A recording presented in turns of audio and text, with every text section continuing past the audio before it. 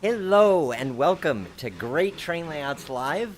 I am your host, Nick Ozarek, and it is great to have you with us tonight.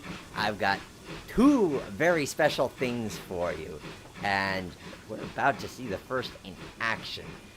What we see right now in front of us is a 3D representation of my actual train layout. But soon enough, we're going to see the real thing. Before we get to that, though, I want to thank you guys for tuning in. I also want to thank tonight's sponsor, and that is Train Control Systems, better known as TCS, makers of DCC decoders. Their wow sound technology is impressive, and we're going to get to see one of their products in use on my layout. So again, this is a 3D representation of Greenfield Village that I designed in Trainz Simulator 2019. As you know, we are all about the pre-visualization and trying a bunch of different ideas. And as I've often talked about, it was sort of hard to say what I wanted to do in the available space. I've lived in apartments, so I don't have a full basement to dedicate to my modeling. So I came up with the concept of doing Greenfield Village, which, if you're not familiar with it, is a living history village in Dearborn, Michigan, sometimes known as the Henry Ford. And this is a way that I figured I could be able to model something in the available space, specifically a 5'3" by 2'7" table. Gives me a little bit of operations, but also gives me roundy.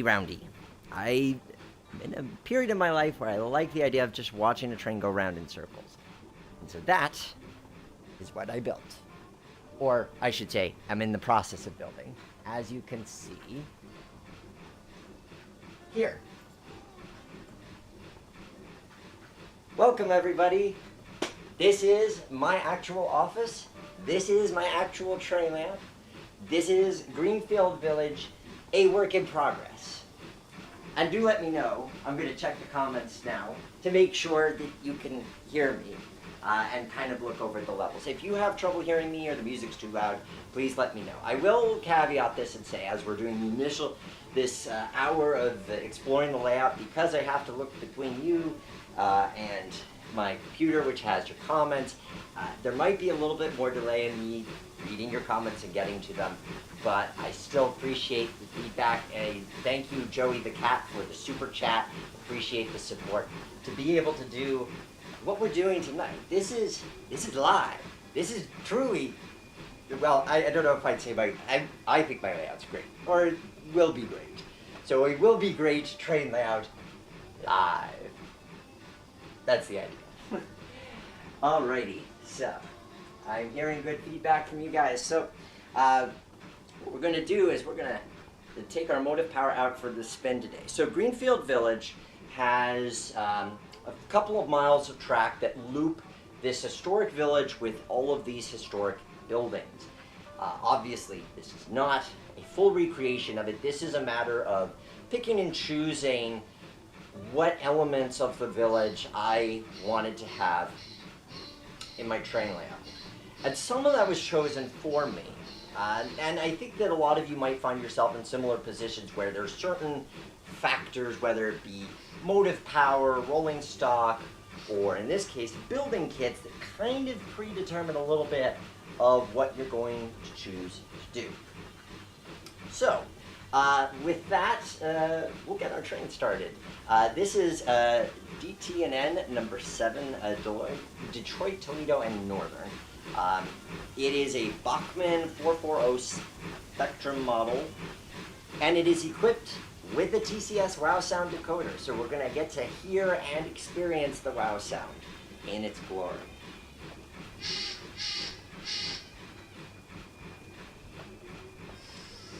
So we're coming out from the roundhouse. So we'll look at all the buildings in detail in a little bit.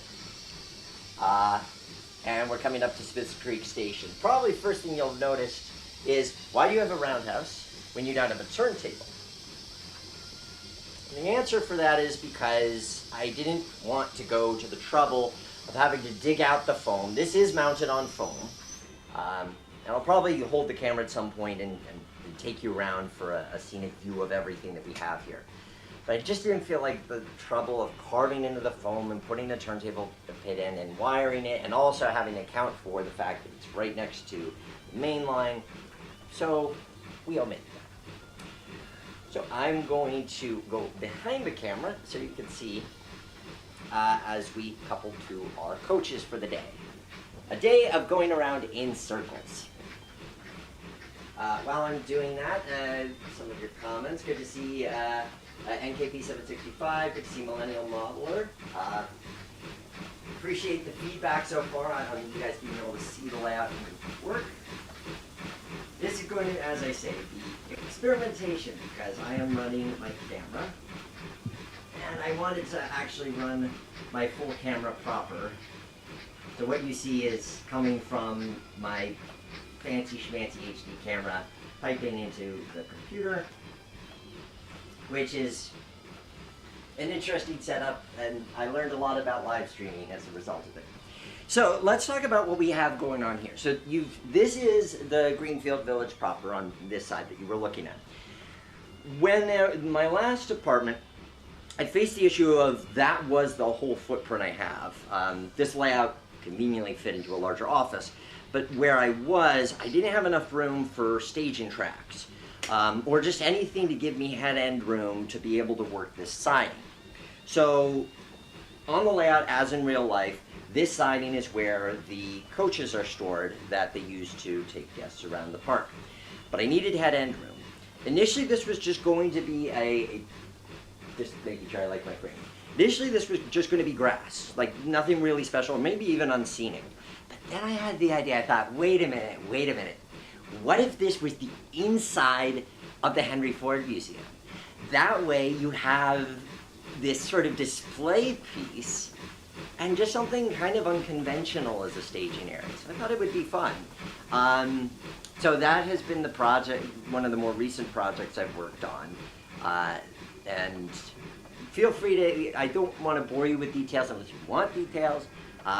Basically, we've got wood, foam, and then cork to level make the level even with the height level with the railhead. And then this is just printed paper for the wood floor. And as you can see, makes for a great means of showcasing your models as well. So we can take a look and see what we have on display here. We've got a Wisbeach and Upwell J70, and this is one of my favorite pieces in my collection, a Rapido Royal Hudson. And I think we might have a little bit of fun with that later once we get underway with our training today. So let's just bring it nice in here so you can see what we have going on. We're going to couple up to our coaches and get the day started.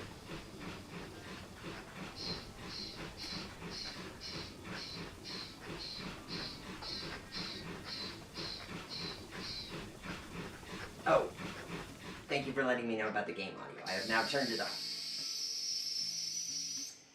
So one of the things I love about the TACS Wow Sound is just the assortment of random noises you hear, like that safety that just went off. I'll probably go through the full features in a little bit. To those of you who might be wondering, why does the headlight go off when the engine is set to go forward? That is because I wired the decoder backwards. I installed this decoder myself, so I'm here to tell you that you too, who have barely picked up a soldering iron, can install a TCS decoder. At least one with basic functions. I didn't have to do anything crazy as far as ditch lights or LEDs, but I was able to install it. I didn't install it backwards, but that's just partially because Bachmann doesn't conveniently color code consistently the incoming wires to, I think the wires from the trucks. And it was a tight fit in there, so at some point I need to I need to go in and program the engine to basically reverse the motor functions, and then that'll fix, but just in case you're wondering. So now you can see we have the whole train fitting on the display track, as you can see here.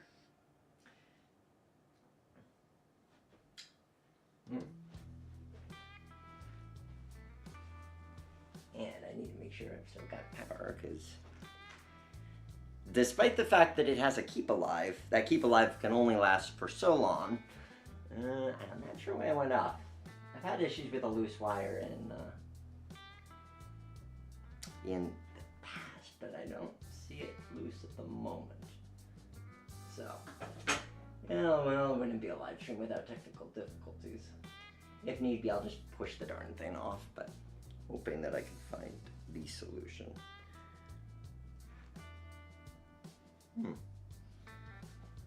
That is odd. Of course it would do this during a live stream. Well, that's how you know it's live. Anyway, we will just give it a... Oh, and it just started up. Things for me to troubleshoot later. Okay, so now we can properly back it up to the station. David Mitchell, can I do a layout tour? Sure. Once we get our train to the station, we've picked up our first passengers, I'll pick up the camera off the tripod and we'll do a full layout tour.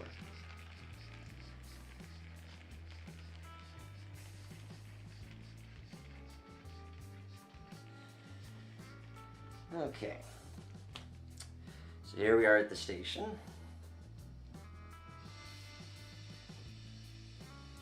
And I'll get the camera readjusted so you can actually see a little bit more of the layout once again.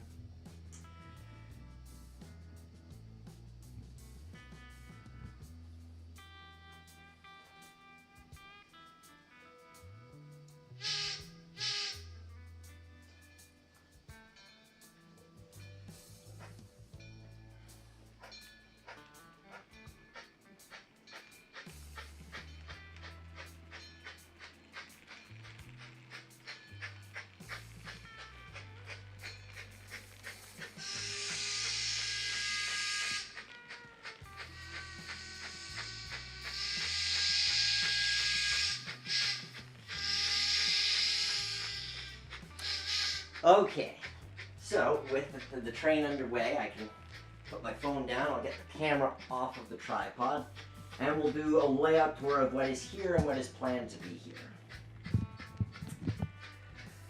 Okay, so first let's just talk about the track plan. So the track plan is a loop, as it is in real life. There are a few sidings and things that have been omitted, but for the most part, the major elements of the loop are in place. This siding is where they store a bunch of their freight cars. They have a steam locomotive that hasn't been restored yet. And then the passenger cars that, when they're not in use, get stored on this track. Over here we have the roundhouse, which, as I was saying earlier, I opted to put in a Y switch over a turntable, given its proximity to the main line. And then we have the staging tracks. There's two of them, so that way you have the ability to put cars on the layout while the power is active and not have to worry about it shorting out, because this switch is electrically isolated. So actually this engine doesn't have a DCC decoder in it, and that one does, but obviously the track isn't powered, so that's not an issue. Now, something you probably noticed from the beginning is that, man, those curves are tight. How tight are those curves? Well, I'm here to tell you those curves are, in fact, very, very tight. They are 12-inch radius curves. If you're not familiar with curve radii for HO scale, your minimum recommended radius is typically 15 to 18 inches, and this is 12. So why did I do 12 inches? Because I had to. As you can see, the table being only 2 feet 7 inches wide, even a 15-inch radius would have barely fit. and wouldn't have allowed me to have features like this siding. Over on this end of the layout here, where the train is traversing right now, that is sectional track, that is 15, but then as soon as it crosses the halfway point, this is now 12-inch radius track. And as you can see, I do not have issues with this particular rolling stock. Obviously, that Royal Hudson that I've been showing isn't going to be going around those curves anytime soon, but the engine has no problems. The cars, I had to modify the frames underneath just a little bit to get them to make the full turn, just filing away at a bit of the metal frames. But I have not had issues with it. So it just goes to show that sometimes you could break certain rules of layout design if you know what you're doing and you know what you're going to be running. So obviously this is not going to be seeing any long center beam cars or auto racks or super long coaches. Those cars are about as long as we're going to get. But it was done out of necessity, and it's not something I regret doing.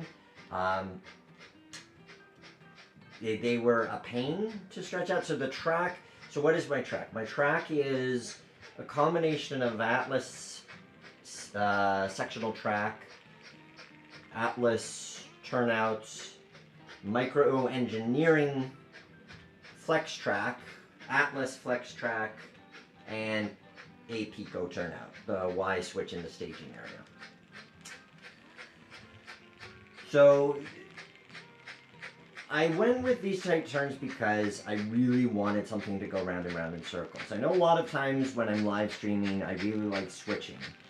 And it is something that I enjoy, but admittedly, for me, I wanted to have a layout, at least my first full layout, to be something that I could have going, where I could just watch the train going, as we are now. Like, here I am, and I don't have to worry about what's going on with the train, because it's just trundling along, doing its merry thing while I'm chatting away with you guys. And I like that. I like that at the end of the day, where I've done a lot of creative filmmaking work and so forth, and I don't necessarily feel like thinking through a switching puzzle. I don't have to. I can just have the train go around in circles. So I am very happy. I like to joke with people and say that my layout has a prototypical reason for being a circle. And it's something that I still enjoy. I think at some point I see building, once this layout is closer towards completion, I do want to build a switching layout on that shelf over there.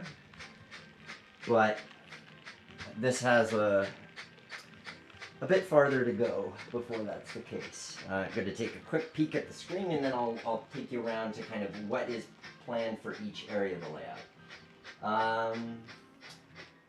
Okay, yeah, Josh, 18 inches is typical minimum, but if you know your rolling stock and you know you can get away with it, then that's the way to go. Okay, so we started with the staging, and as explained, that's going to be, my vision for it is that on the outside you'd see brick walls to represent the outside of the museum, and then the inside, if you go to Google and search Henry Ford Museum trains, there's a good chance you'll see there's a famous shot taken from this angle where you've got the DeWitt Clinton, the 1830s train on this track, and the big C&O Allegheny on this, really comparing the size of train technology.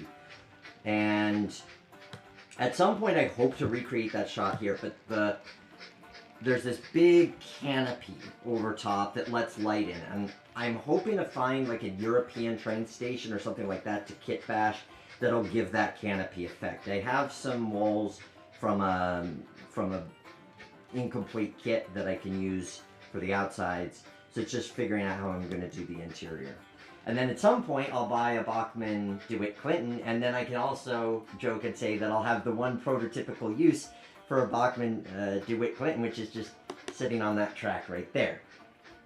Let's go around to the more complete side. So, the roundhouse, this is a Kibri kit. K-I-B-R-I. They're a German company.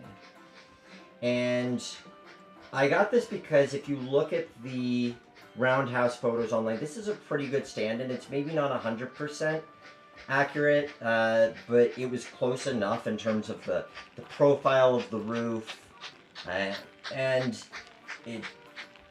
What I really liked about it is that it was a nice, easy build. A lot of the pieces go together, some almost too well, but it is a nice, it's a 3-stall roundhouse. I've only used 2 stalls. Now, what I could show you at some point on my computer from the digital version of the layout that I mocked up initially. I was only going to do 1 stall of the roundhouse, but I ended up acquiring another piece of motive power, which I'll show you a bit later. And so it made sense to have a second stall, just to have that expandability, to have more room to store motive power in.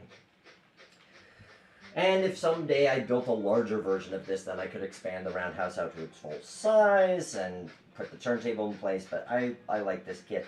There's something really satisfying about opening and closing the doors for the roundhouse as well. It just adds to the interaction of, hey, I'm getting the train ready for the day. I take it out of the roundhouse, I open the doors and then take it out. Too bad if I did it the other way.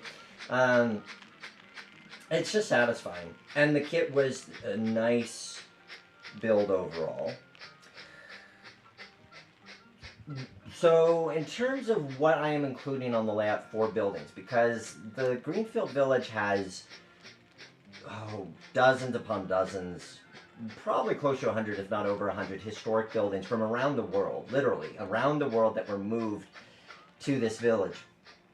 So the question becomes how to choose which buildings. Well, I'm something of a completionist. I like the sense that things belong together. And I discovered a couple of years ago that the model company Heljan, with the J, H-E-L-J-A-N, so Heljan, I think is how it's pronounced, back in the 70s and 80s produced 4 kits for HO scale that they sold at the village. And these are widely produced enough that you can still find them on eBay pretty easily. The first kit is Smith's Creek train station over here. And we'll zoom in on that sign. So Smith's Creek train station, this was the 3rd building I constructed. Did a lot of custom painting on it because if you look at the box art, the colors were very cartoony, so I ended up getting off the shelf rattle can spray paints. The roof, I am so proud of this roof, guys. I cannot even begin to tell you how proud I am of this roof. Why? Because I individually colored those slate tiles. I mean, so there's a base coat of gray, and then I hand painted individual tiles. Was it a ton of work? Yes.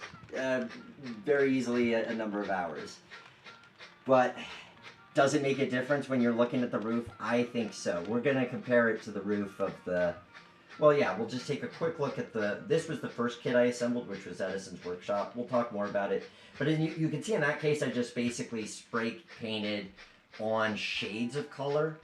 It doesn't look bad. I think it's okay from a distance, but I just think this is superior. A lot more work.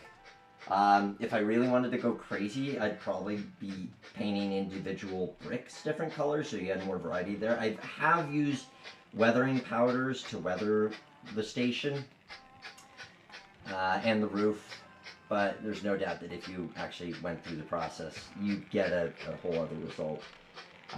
Which reminds me, I forgot to mention, this is my first successful airbrushing of a building. I've just started learning airbrushing.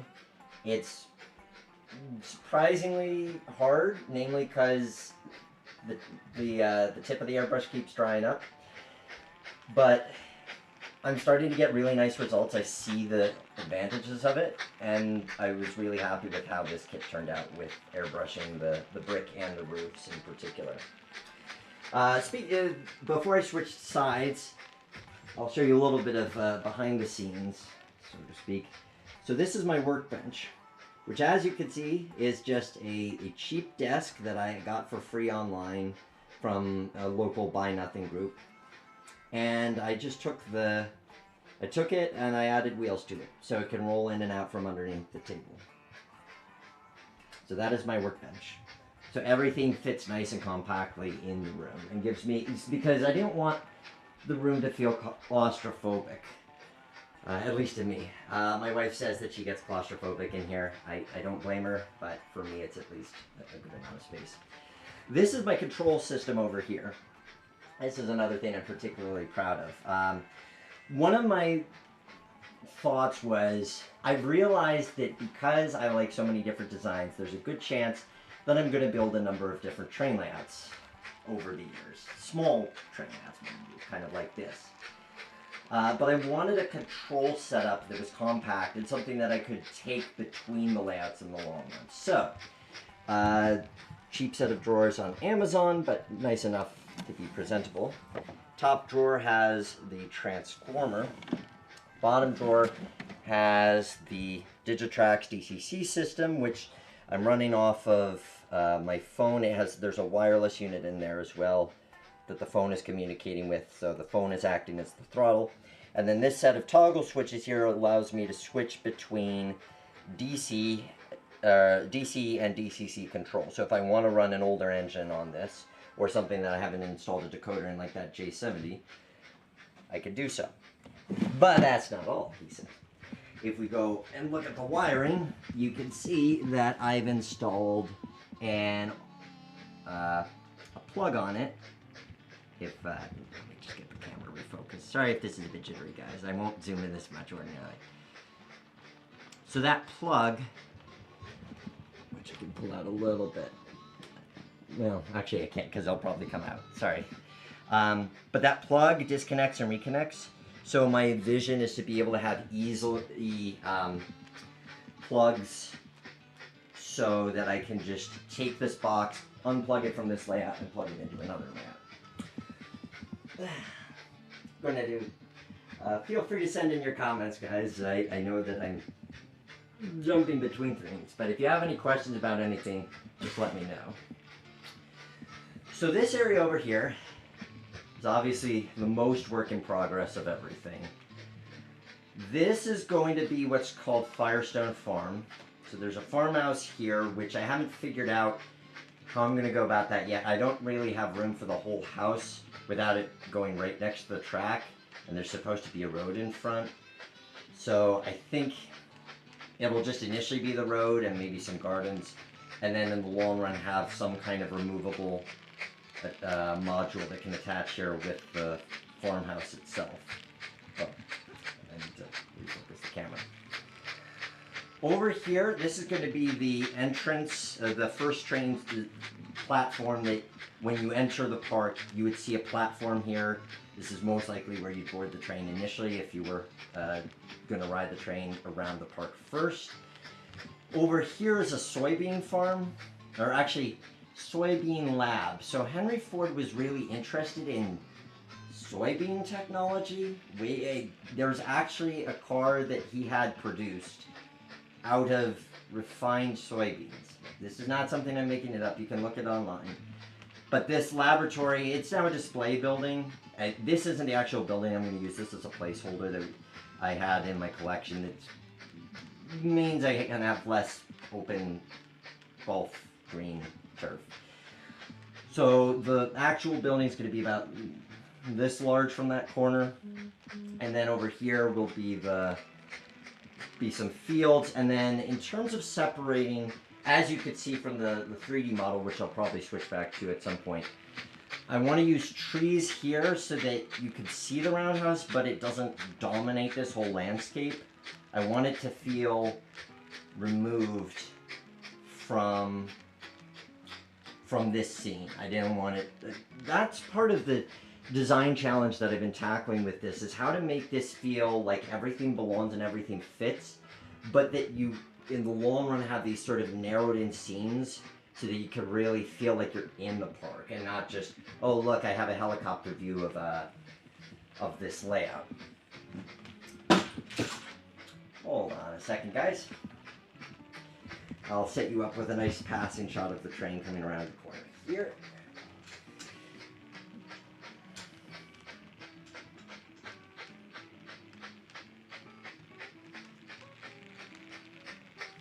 John Overman, a good idea to add depth. Yep, that was part of the intention. Because I want this to feel, obviously it's deeper than you would typically have a shelf layout be. Like a shelf layout might be a 1.5 to 2 feet wide, and here we're over 2.5 feet wide. But the challenge with that is just because it's deep doesn't mean that the scenes would necessarily be deep. Right now, for instance, the way that we can see Smith's Creek Station all the way from over here, in the long run, I don't want that to be possible. I want there to be something so that you feel like you're really in the farmland here. So that when you're going around the layout, there's this sense of you've actually traveled some kind of distance. One way to do that would be to have a scenic divider, and that was something that somebody said to me once, why don't you put a scenic divider in the middle? I like being able to see the layout as a whole, to have that helicopter view. I just didn't feel like I could do it convincingly with how close. If it was a 4x8, then maybe, or even a full 3x6, but I just didn't want to do the scenic divider thing. This building here, this is one of the 4 Hellion kits. This is the first one I built. This is the Edison Menlo Park complex. So this is where Thomas Edison and his team worked on inventing things. And actually, I'm glad the train's going by right now. This is probably right now one of my favorite scenes. Hence why I made it the thumbnail to this video. This was a very straightforward kit. This is a good one for kit bashing because you could take the walls, which are identical on both sides, and stack them to make a factory of some kind. This was a fun one to build. Especially, I like the porch, like the porch and the balcony. Probably my favorite feature of this building. Over here, it's a placeholder for the time being. I have visions of making this a custard stand to kind of, most of the buildings I want to just be of a historic nature, but this is a park, families do come, so I kind of want to represent it by having a custard stand. I belong to a Facebook group that's dedicated and run by fans of the village, and one of the running jokes there is how much people love their frozen custard. So I'm thinking that might be the stand. That was a kit building that was given to me. The one behind it, this is the Wright Brothers Bicycle Shop. And this was another Hellion kit. This was the most recent one I built. Needs to be weathered, but otherwise is pretty much complete at this point. You can see, for me, I like the weathering because otherwise the brick looks too uniform, especially when you look at the chimneys. This has, it also has a paper display for the front that I have to install at some point, so you don't actually, so you can see the bicycle sitting inside. And the last building I'll show over here, this is the first Ford production plant. Was the second kit that I built. And you can see why they chose these buildings, because other than Smith's Creek Station, which kind of has a distinct look, these are very malleable buildings. They would fit into just about any layout, and especially eras from 1880s into the 1930s or 40s. These would all make sense in other contexts. So these 4 buildings are really the thing that made me, I think, tipped me over the edge, because the idea that half of the buildings could be kits that are specifically representing the village made it really enticing to model the layout or model the village as a whole. And then the backdrop is a photo that I took of Strasburg Railroad. The village has a brick wall that surrounds the perimeter of it. You don't have any views, anything like this. And I actually did make the brick for when I was building the layout in my previous apartment. This side would not have been accessible. This would have been against the wall. That would have been against the wall. So you'd only have to see the layout from this corner in. But the reason that I went with So that would have made sense to have the brick walls and then just the blue backdrop.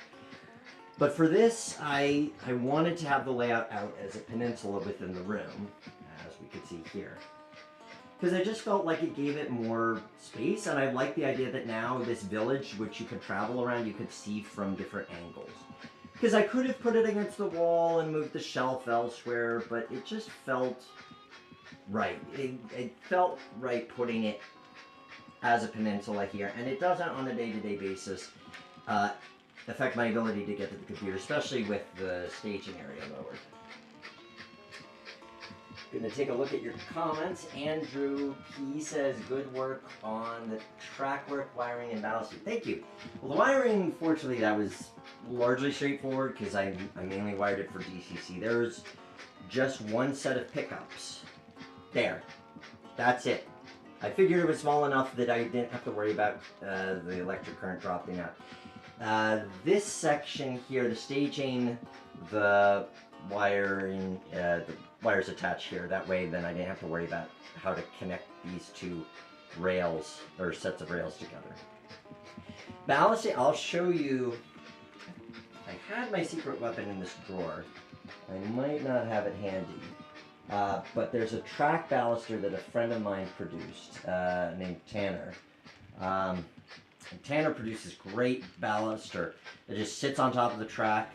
It's got 3 holes in, I'd say drilled into it, except it's 3D printed. And you just put the ballast in and run it along. And then it gets the amounts right, and then it's just me obsessing and trying to make sure there's no ballast on any of the ties. And I'm pretty happy with how it turned out. This is the one case where I wanted a really nice manicured right-of-way. My last layout was the Fonda, Johnstown, and Gloversville in upstate New York in the 50s when the track was starting to sink into the mud. So this was definitely a different approach. The track is just mounted to the layout. The profile, if you look at photos of the railroad, it's pretty minimal. So I just felt like there wasn't any need to mount it even to N-scale cork, let alone HO. The only place where I used HO cork is over here, because based on the way that I built the layout with foam and so forth, it didn't come out 100% level. So this area is kind of lower than other areas, and so for this, I did put some cork underneath so that I didn't have to dump tons of ballast to make that fill.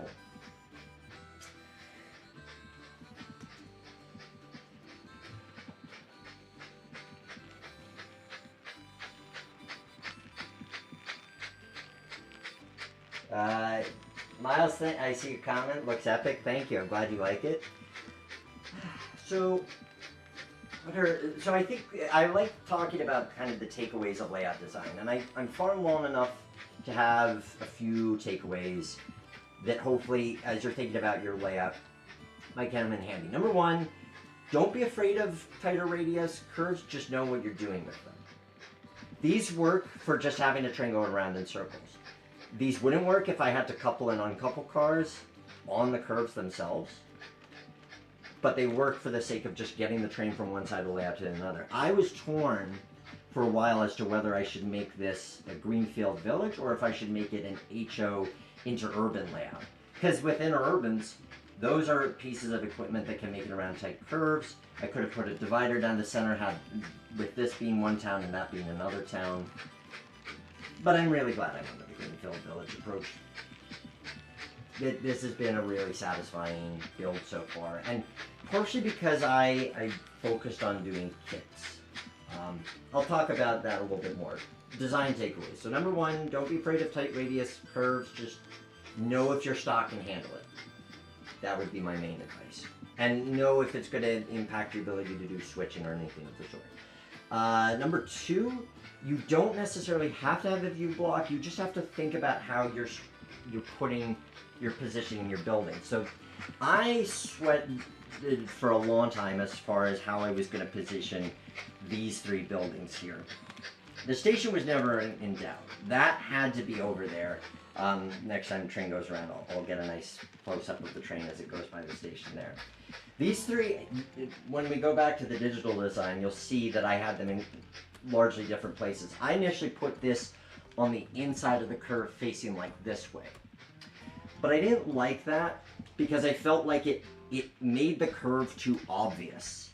Because you have this perfectly straight lawn building, and then you have this curve. It kind of looked like a half moon shape. It was distracting. So when I figured out putting the building here on the side, that just made me so much happier.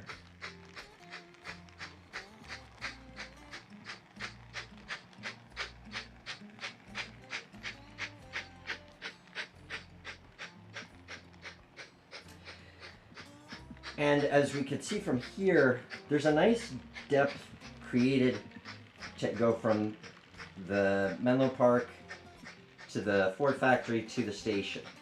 So this will be a nice featured road with some old-time cars and buses, because the village has operating Model Ts that you can ride on. So I don't know if I want to make it a paved street. The streets in the village are paved. I don't know if I want to go through the trouble of paving. My goal with this layout is simplicity, and I might just do dirt roads, but I haven't decided that. I might pave this. I have to give that some thought. Partially because I don't think I want to put a crossing here. So it'd be like paving the road and having it disappear there. I'm not sure. But thinking about how your buildings are positioned is really key, and that's why I'm just constructing the kits right now. And then once the kits are done, I'll start putting in details like the roads and putting the fields in here. That's my approach with that. And number 3 that I can think of is don't be afraid to think outside the box when it comes to things like staging. You can do unscenic, you could do yards. But when I came up with the idea of making this the inside of the museum, it made it exciting to build this. A little scary because, as I say, I don't want to do a lot of scratch building. I'm not a huge fan of scratch building. I like having directions. That's why these kits that I've been showing you have been satisfying, because I come to this so that I can follow directions and just put things together. I don't really want to be wrapping my head around, well, if I do it this way, if I do it that way, to say nothing of my actual scratch building skills. But I know that when I figure out what I can kit bash to make the dome, that I'm going to have so much fun taking photos of all of my pieces of equipment here. Speaking of which, I told you guys that I'd run the Hudson, and I do want to do that, but I'm going to want to move the tripod first. So I'm going to briefly switch you over. Sorry for the shaky camera. I'm going to switch you over to the...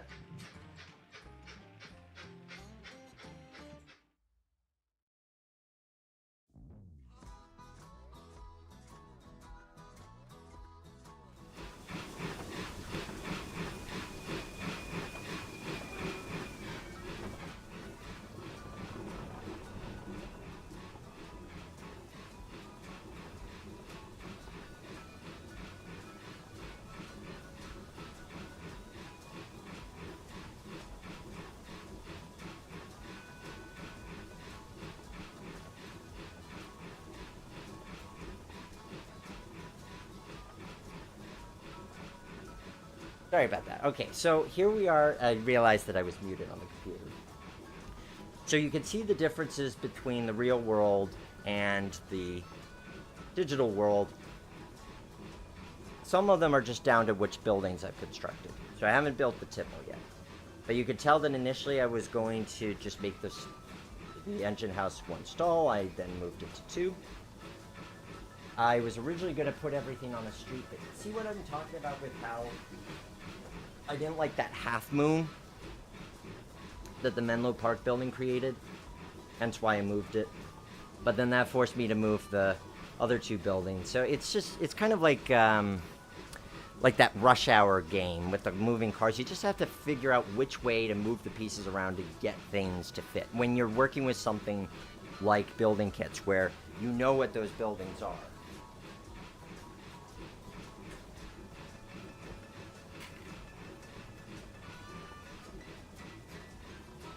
Let's see. In the meantime, John Overman, track, combination of Atlas, Pico, and micro engineering. The turnouts are mostly Atlas with 1 Pico. Andrew P. Are the buildings attached or removable? The buildings are all removable right now. I don't know if I ever want to attach them per se, because if I move, I want to easily remove the buildings themselves, though they'll probably stay as they are. Okay.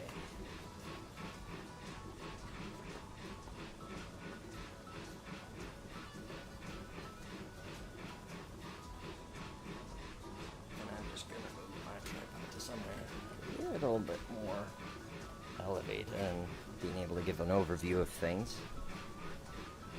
And then once I stop moving the camera around so much, I'll switch it over to that. Good enough for me. Okay, back to the live camera. So we're going to have a little bit of fun with the display engine. And then I'm going to show you what I really love about these TCS Wow Sound decoders, with a little bit of head-to-head competition. But first I'm going to stop that train where it's at so I have the straightaway to use for the Hudson. So I'll show you, just so that you can see, for those of you who aren't familiar with Engine Driver, it's a Android app that if you have some method of broadcasting your DCC system wirelessly, this can connect to that. Mine is a little module inside the control box I showed you earlier. I love this app. It is so much better than the Digitrax throttle. I have one of the cheap throttles where it's all push buttons, and this obviously you have so much more flexibility, including the fact that I can use the volume buttons to control speed, which I particularly like as a function. So in here then I can go and I can select, oops, I always forget I have to release the engine first, otherwise it automatically consists. Though, if you want to automatically consist locomotives, it is a great method of doing that.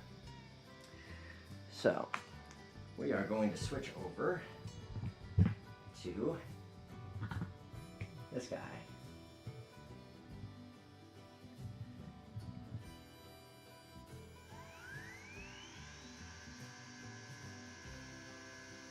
So this is a Rapido Royal Hudson.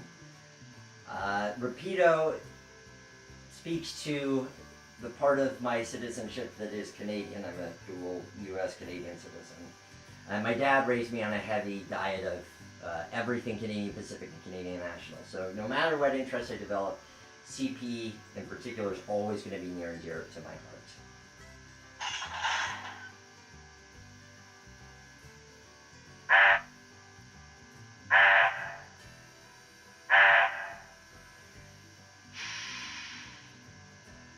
I love this model.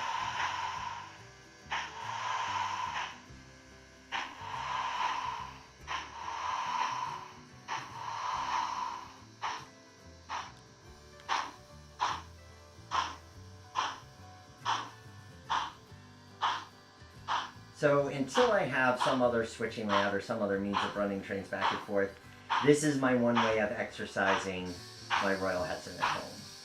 Might not be much, but it's at least a way that I can have fun with it without taking it to other layouts.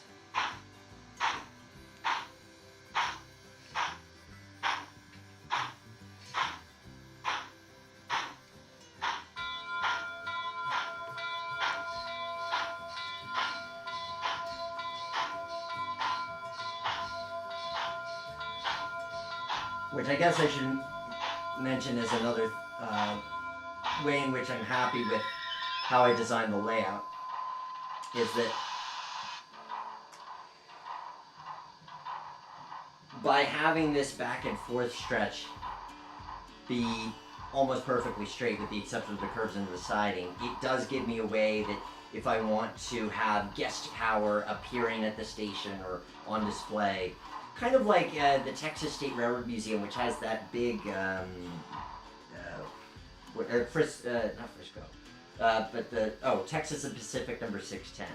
If you have something that you could never run on the railroad full, but this is a great way of having a displayed piece. And being able to get a little bit of use out of it. And I love the sounds on it. Rapido is just about to, they're taking pre-orders for their straight Hudsons. aka 2816, and I am definitely going to be grabbing one of those. Partially because Rocky Mountain Express is my favorite film of all time, partially because I'm just a sucker for Canadian steam.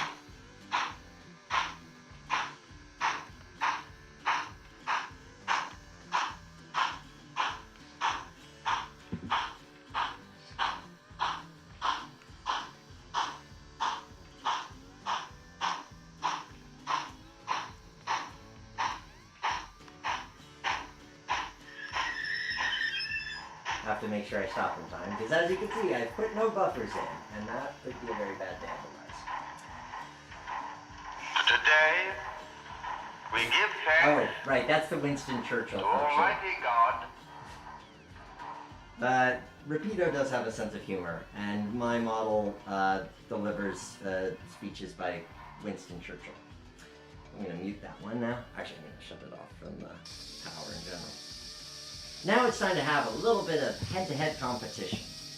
Although before that, I'll see if you guys have any comments, and then I'm going to set us up for this head-to-head competition. Let's see. Nick, how many engines can you store on Engine Driver? Miles Spirit. Well, if we look at the recent engines, this is as many as I see. So 10. But it's also really easy. Oh, sorry, I was pointing at it and I realized you couldn't see it. So recent locos, these are the engines that I could see. But it's also really easy to just enter in the numbers. So that's what I do. And you don't have to have memorized consists because creating consists is super easy. And Mad Waffle.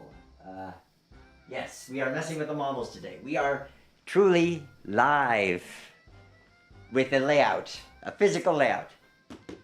You can touch that. Well, you can't because it's in the internet sphere. But this is a real layout. This is my real layout. Thank you for joining me today. Okay, so I've got a special treat for you guys because we've been talking about DCC. We've been talking about TCS Wow Sound. So that engine there, the number 7, which is unpainted 7, but you have to trust me that it's number 7. That is installed with a TCS Wow Sound decoder. And I want to thank TCS for sponsoring today's episode. But we're going to see why a decoder can make a big difference when it comes to your model railroad. I'm going to get these freight cars out of the way. We're going to have something like a race, essentially. We're going to have a bit of a race. Sorry if I'm in your face. I'll try to back up a little bit. Or I'll zoom out a little bit. I can do that too. Then I won't be so much in your face. Okay. So, there we go. Good enough. So what we have here is a Bachmann Spectrum 440, the modern variety that they produced a number of road variants in the past. This is the Russia Iron version. I love it as a model. The detail on it is really nice for the price point. But what I did not love on it was the default built-in decoder. For one thing, it was a silent decoder, so you couldn't hear any of the sound. But as we'll see, it was not a smooth runner. And we'll see that because I have another Bachmann Spectrum 440, which, yes, you can see that on camera. We're going to put them head to head. This has a stock decoder in it, and I love this model. Bought this off of eBay because I have no idea what the Monroeton Railroad is. But whoever painted it did a really nice job on it. I mean, look at the coal detail. Like, that's really nice. But we're here to talk about decoders, and the decoder on this is crap, as you'll see. This is the stock decoder. So what we're going to do is we're going to consist these two engines together. Even though they're not actually coupled, we're going to consist to get them together so that they're running in the same direction at the same throttle speed. So every time I'm throttling one notch up, we'll see what happens. And I did break it. I haven't run this over a while, but I did break it in earlier, so that should not be a factor. You're going to see why a decoder can make a world of difference in just a moment. So, if we go back, we're going to pick on the... So got some notifications of some kind. Okay, so we've got number 3 selected. 3 is the default. That's our number 7 that we've been running. Now we're going to add, I'll show you how easy it is to consist engines. Without releasing it, we're going to add number 40. And we're going to say that 3 is facing rear, just because the decoder's installed backwards. I wired it in backwards. It was my first decoder install. And hey, it largely works. I'm happy with it. And now when we go back, we can see we have 3 plus 40. We're going to watch what happens as we throttle up notch by notch.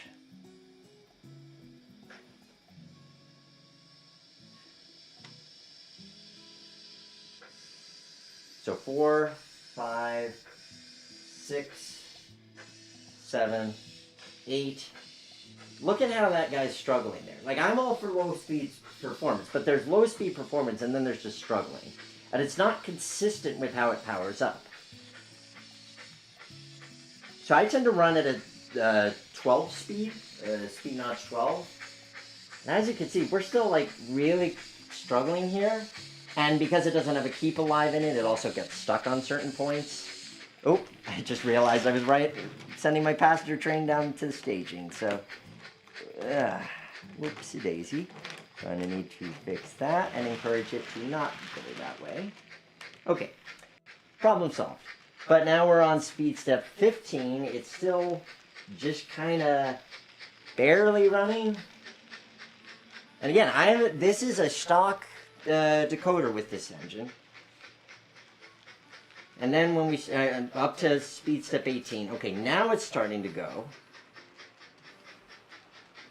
But I'm also going to bet that it's going to get stuck on that switch because those. Oh, and then it just kind of surged ahead. I've stopped both now. What you can't quite hear, because that one makes a lot of noise, is that this engine too, when it's powering down, you can hear the motor kind of whining. Like it just doesn't have the juice that it wants. Okay, now we are going to go backward. I'm going to mute the engines. See if you can hear, oh well, I got stuck on the frog because of the short wheelbase. So I'm going to nudge it. See if you can hear that motor working on the 40.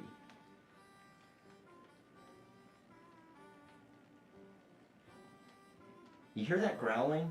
Maybe I have to mute the music too. Hold on, I'll mute the music for a second. Okay, music muted. Hear the growling? You might have to take my word for it on that one. Point is, this one is a little bit better than the other one. As far as this engine is performing better than the other engine performed with its stock decoder. But the other one, honestly, I couldn't use it. Well, I mean, I did use it. But it was really frustrating because... I'll unmute them. And I'll put the music back on. And of course the safeties go off. But it was... you can only see part of me. Okay, now you can see me. It was really frustrating to use that engine with its stock decoder because it would get stuck on the switch points because these are unpowered frogs.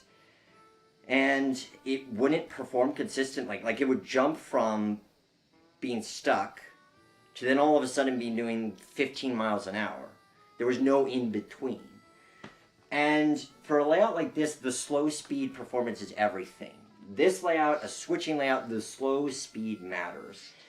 And so the frustration of this engine, that even when I ran it in DC, it still would go from nothing to just powering away. And I couldn't run it at a slow speed, to say nothing of the absence of sound. It was frustrating. And you don't want an engine that's underperforming to kill your enjoyment of your layout. Because that's a very easy way to lose interest, because it's like, well, I'm not actually enjoying the final product. I put this decoder in, and it really revitalized my interest in the layout as a whole, because now I have a piece of equipment that runs so nicely and consistently. It's got the keep alive in there, so even when it's going over track that might be dirty, or these frog switch points that aren't that aren't connected to electricity. It doesn't stop, it doesn't get stuck, and that keep alive, it lasts for a good 15 seconds. I recall seeing a video online somewhere where they demonstrated an engine going over a large piece of unpowered track. So the number 3 and is great. Number 3, and then number 7. I'm looking at the address in here. So we'll get it back up and running so we can appreciate it, and I'll show you off some more of the sound features of this engine. So you have short whistle, long whistle. You have the ability to quell the whistle.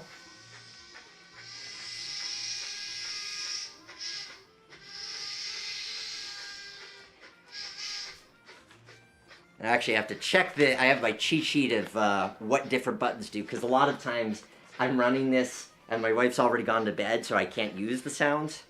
So we're gonna go through the sounds together. And while we're pulling the engine in so that we could experiment with the sounds, I should also mention one of the challenges that I have right now is I don't have a decoder, or not a decoder, but a DCC programmer. My booster does not have programming capabilities. And so I had to get a separate... Oh, it's getting stuck on the engine, of course. That's why I don't usually keep pieces of equipment there. That is one design flaw. The overhang does get stuck on pieces of equipment there.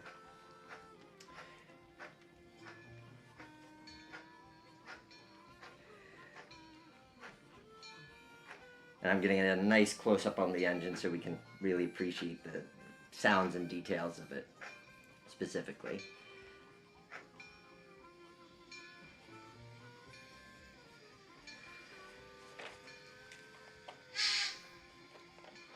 Okay, so some of the whistles and bells and sounds we have to play with in general include, but are not limited to, cylinder cocks, which actually will come on by default the first time that you power up the train for a while. We've got brake release, which you'll hear when the train pulls out. So I've got it triggered. Should release the brakes. Not sure why I didn't. Oh, I know why. So brake release isn't a sound effect. There's actually, and I'll demonstrate it going the other direction. So you can have your throttle set to a specific speed and start applying brakes. So I just applied the brakes, but you can see that my phone still has it at speed step 7. Then if I release the brakes, which is button 6, sorry guys, a little bit tricky to see and do at the same time. If I release the brakes, then it takes off again. So that's a function effect as opposed to a sound effect.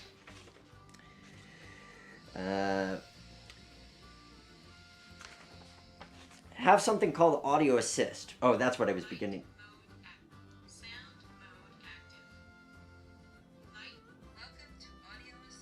So if you're trying to program a locomotive,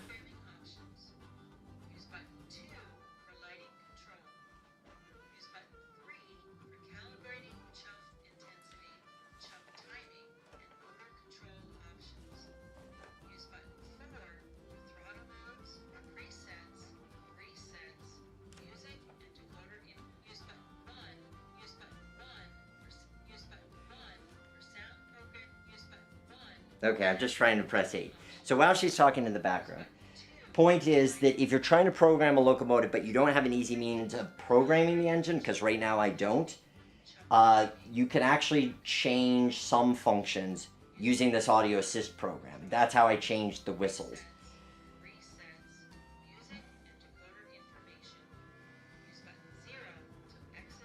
Okay, button 0, there we go. Goodbye. Okay, so audio assist is a great way of programming your locomotive if you don't have a programming track, which right now I don't. Other sound functions, Johnson bar down, Johnson bar up. There's slight clicks, you might not hear them in the stream. The injector, so now we're going to put water into the boiler. The air pump. Nothing says steam to me like an air pump chugging, like idled steam, like a good air pump chug. The blower.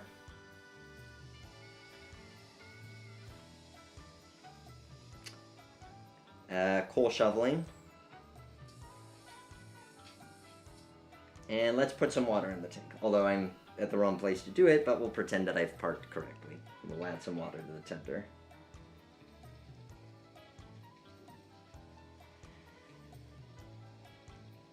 These decoders are awesome.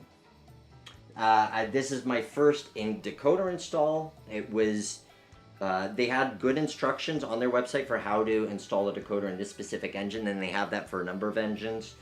And I'll tell you what, a decoder can really bring new life into an engine. This was something I love to look at, but it was such a pain in terms of running at slow speeds. Putting in this wow sound really revitalized it. So I'm not just saying this because they're sponsored, but thank you guys for sponsoring. I'm saying this because I really love this decoder and how it performs. I'm going to show you another engine that I have that probably will be the next to receive a decoder, and it's a diesel. So we'll get underway and I'll read some more of your comments.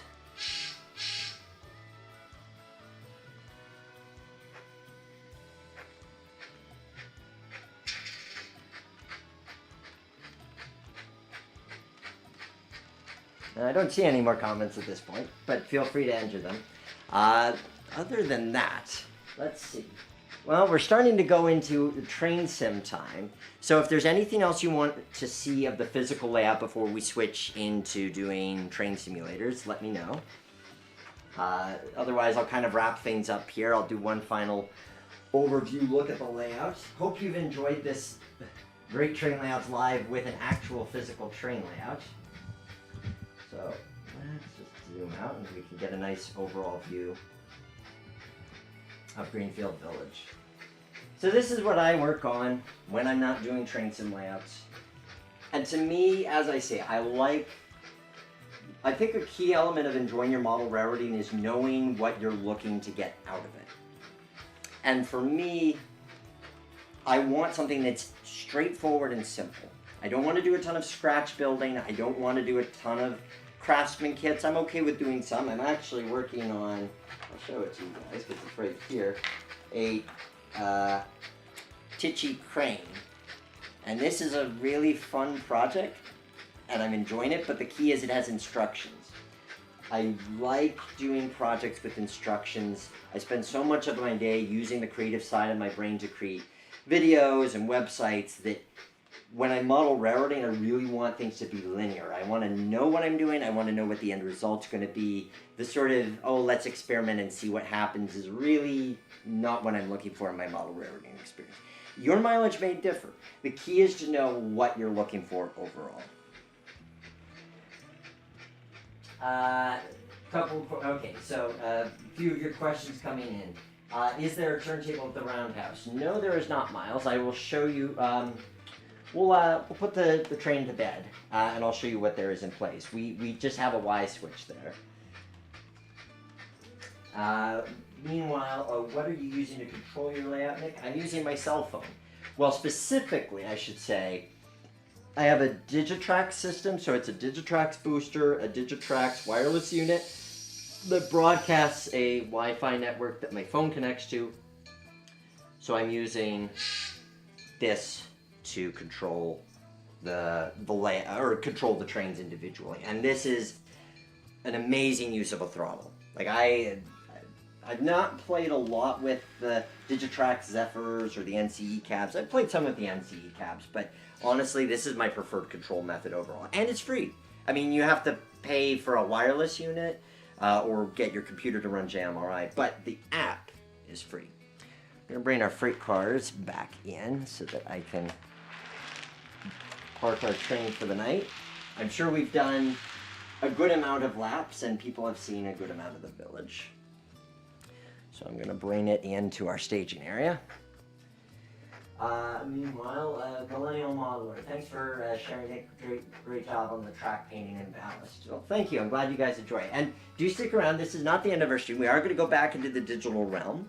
And we are going to be building a layout that inspired my Greenfield Village layout. And we're actually going to be talking to the guy who built that layout. So I've got a real special treat in store for you in just a short while, once we've got the train put away. So stay tuned for that. Hello, Z Photography. Glad that you could join us. So I just need to bring it a little farther forward, and then we'll be able to throw the switch. Okay. But this is the kind of switching this is a good amount of switching for where I'm at right now with my model railroading. Like, yes, it's very basic to just put the cars away and put the locomotive away, but it makes me happy. And at the end of the day, model railroading is all about what makes you happy. I am going to have to look into what's going on with that. It might just be super dirty. That should not be stalling out there. Oh, the hiss, that's the cylinder cocks. So because it lost power, it thinks it's starting up for the first time, and hence why it runs the cylinder cock sound.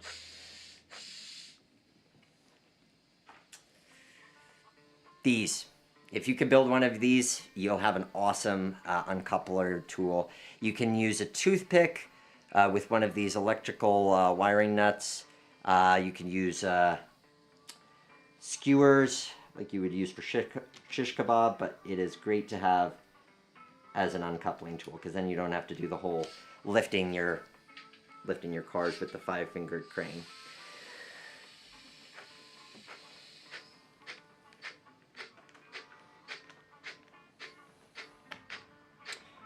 Oop, yeah. And now we'll bring it back in, and then I'll take you back to the roundhouse, and we can put the engine away for the night.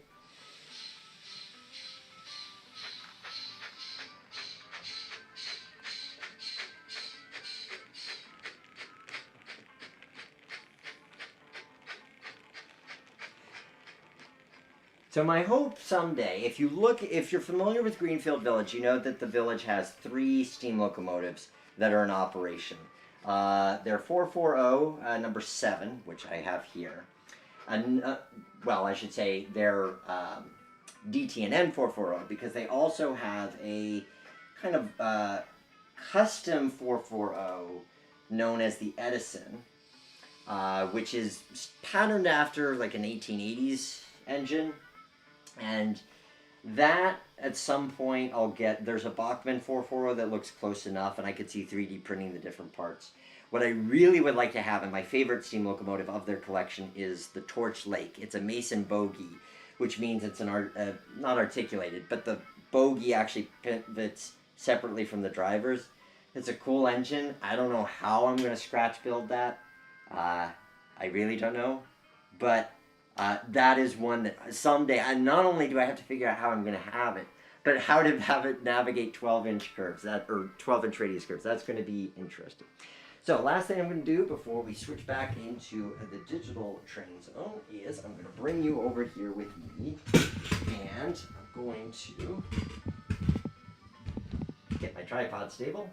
And you can see, to your question, Miles, you're able to see that now I just have a Y switch. I didn't feel like going through the trouble of building a whole turntable, so I just went with a Y switch, because why not? Although I might want to open the roundhouse doors, otherwise I'm not going to really be going anywhere. And just to give you guys a better view of the roundhouse doors, rather than try to hold my camera and do this, we're going to open them up like so, and we'll bring it in.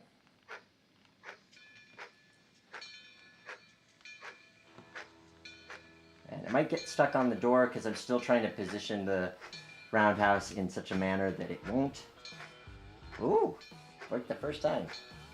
And I said that too soon. Yeah. The challenge is because it's coming on that curve. But as you can see, we don't have a lot of extra wiggle room. This is where one can really appreciate the slow speed capabilities of the TCS decoder as well, as you're pulling in and you want to precisely park it right under the smoke jacket. And that is going to conclude the physical world portion of tonight's live stream. But stay tuned, and we will be switching to Trainz, where we'll be building an 1830s train layout. So stay tuned. We'll be back in just a few minutes.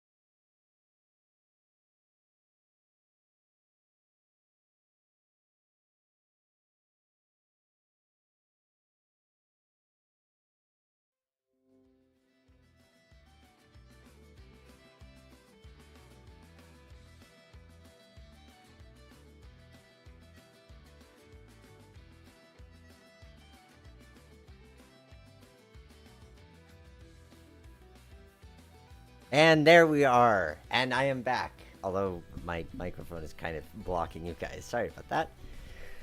All right. Welcome to another Trainz build here on Great Train Layouts Live. We're back in computer land. Now we're going to be building a digital version of a train layout that inspired my Greenfield Village. Because when I was considering Greenfield Village, I just didn't know if having a circular layout could be entertaining and what it would be like to not have a scenic divider. I came across this layout on Facebook, the Flushing and Brooklyn layout, and got to know its creator, and now you're going to get to know him as well. Please welcome to the show, Mr. Frank DeStefano, creator of the HO Flushing and Brooklyn layout. Hello.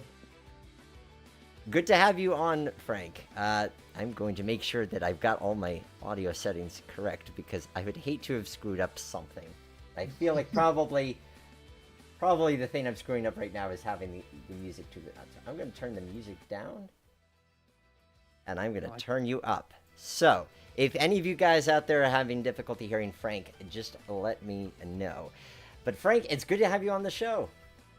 Well, thank you for having me. I've been a long time fan of your work. Ever since you dropped that incredible video for the East Broad Top back in February 2020. Well, it's great and only fitting then that we should be admirers of each other's work because I appreciate that you enjoyed the trailer. Meanwhile, I have come to really admire the Flushing and Brooklyn layout, and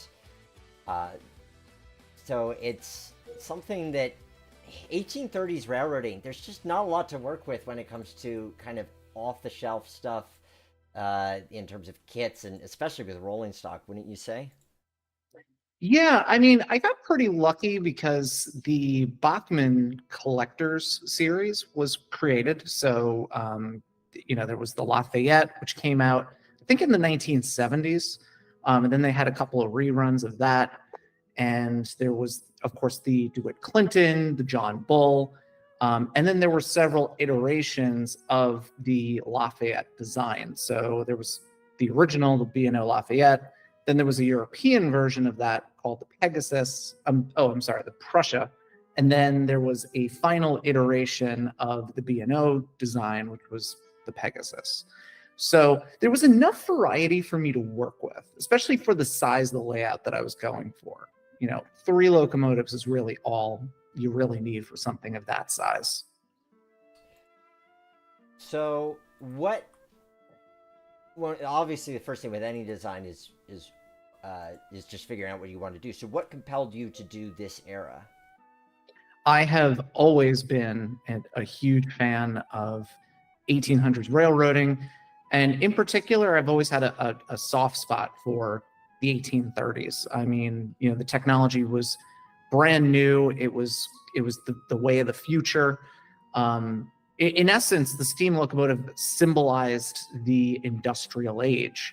And, the 1830s to me was incredibly fascinating for the fact that there were no set standards. Every railroad was doing their own thing. The locomotives and the rolling stock were very small, but very charming. They were very plucky. And so I've always had an affinity for it. And I knew for my first, the Flushing in Brooklyn was my very first model railroad creation. No. And I knew, you're it was, besides running my grandfather's Lionel trains around in a circle when I was a kid, this was the very first time I've ever actually used the tools of the trade and actually created something. So this was the very first time I did that.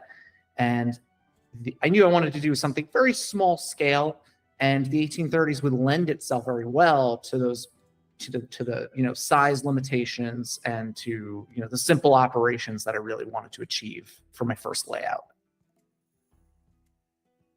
Because everybody was doing something different as far as building techniques with with the steam locomotives themselves, the tracks. Did you find that intimidating from a research standpoint to be able to have enough of a grasp on it to feel confident in what you were modeling? You know, I would say, I don't want to sound cocky, but not really, because I love the era so much that I had already done so much reading on it. So going back even further, you know, when I was a kid, I grew up reading Model Railroader, and I mean, I have to say, the not taking away from the artistry of some of these layouts that have been seen and have been featured in the magazine, but for many years, I mean, we just kept seeing the same 20 years of railroading in model railroad form, you know, the transition era, transition era, transition era. And I'm like, there's 200 years of railroad history. So I was already hooked on the 1800s. So it was just really a matter of, did I want to do, you know, what period in the 1800s did I want to focus on? And I eventually ended up with the 1830s. I had already done a lot of reading on it, and you know, I knew that whatever I settled on in terms of track and structures, I mean, there was a prototype out there, because there was no set standard, and they all kind of did their own thing. So how would you describe the Flushing in Brooklyn as an entity, as it exists in your mind, and what you've tried to recreate with it? So one of the things that I noticed with a lot of 1830s railroads was that they were very local in nature, and you know, a lot of them on average spanned about, you know, 10 to 30 miles. I mean, the Liverpool and Manchester, which was of course the world's first intercity public railway, was only 30 miles in length, 30 odd miles in length. And so the way I was imagining the Flushing in Brooklyn was the railroad it was actually built to accommodate the residents of Flushing that wanted their own connection to the recently formed Long Island Railroad, which was actually a relatively grandiose plan for that time period. It was, the idea with the genesis was to connect Brooklyn to Greenport at the edge of Long Island, 80 miles away, and then complete an express route to Boston. So it was actually pretty ambitious in scope.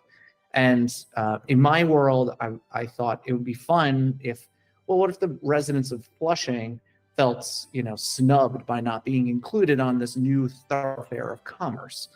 And so they, kind of like the Strasbourg, they bound together. They, you know, pooled their resources and you know, they took out a charter and they formed their own railroad company to connect Flushing at least to Brooklyn, so that you would have the option of connecting to the Long Island Railroad or ferry connections to New York City.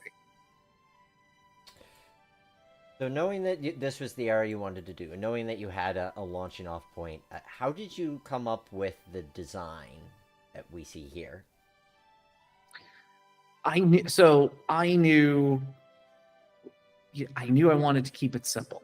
This was going to be my first model railroad project. And I will say, you know, based on what we do in our industry, where we are, you know, you and I are both content producers.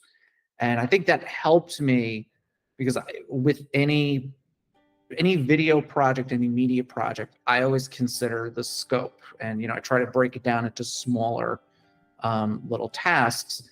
And so that project management helped me kind of realize that, you know, I don't want to bite off more than I could chew for my first layout. So I wanted to keep it, you know, concise, simple, but I didn't want it to just be an oval of track. That's the primary route. You know, it's just, you know, you have your basic oval as the main line, but I did include a few turnouts for a little bit of operating variety. So I included a siding for a wharf, so that the siding deviates from the back of the layout and it runs parallel to that back section of the main line for a little bit, and then goes off to basically a wharf. So there's like a freight distributor there, and you know, a little pier that goes off into the water. And then the other bit of track to kind of complete the pickup drop-off scenario, there was a team track that I created that branched off basically towards the station, the yard and station area. And then I knew I wanted to kind of have a depot from the time period.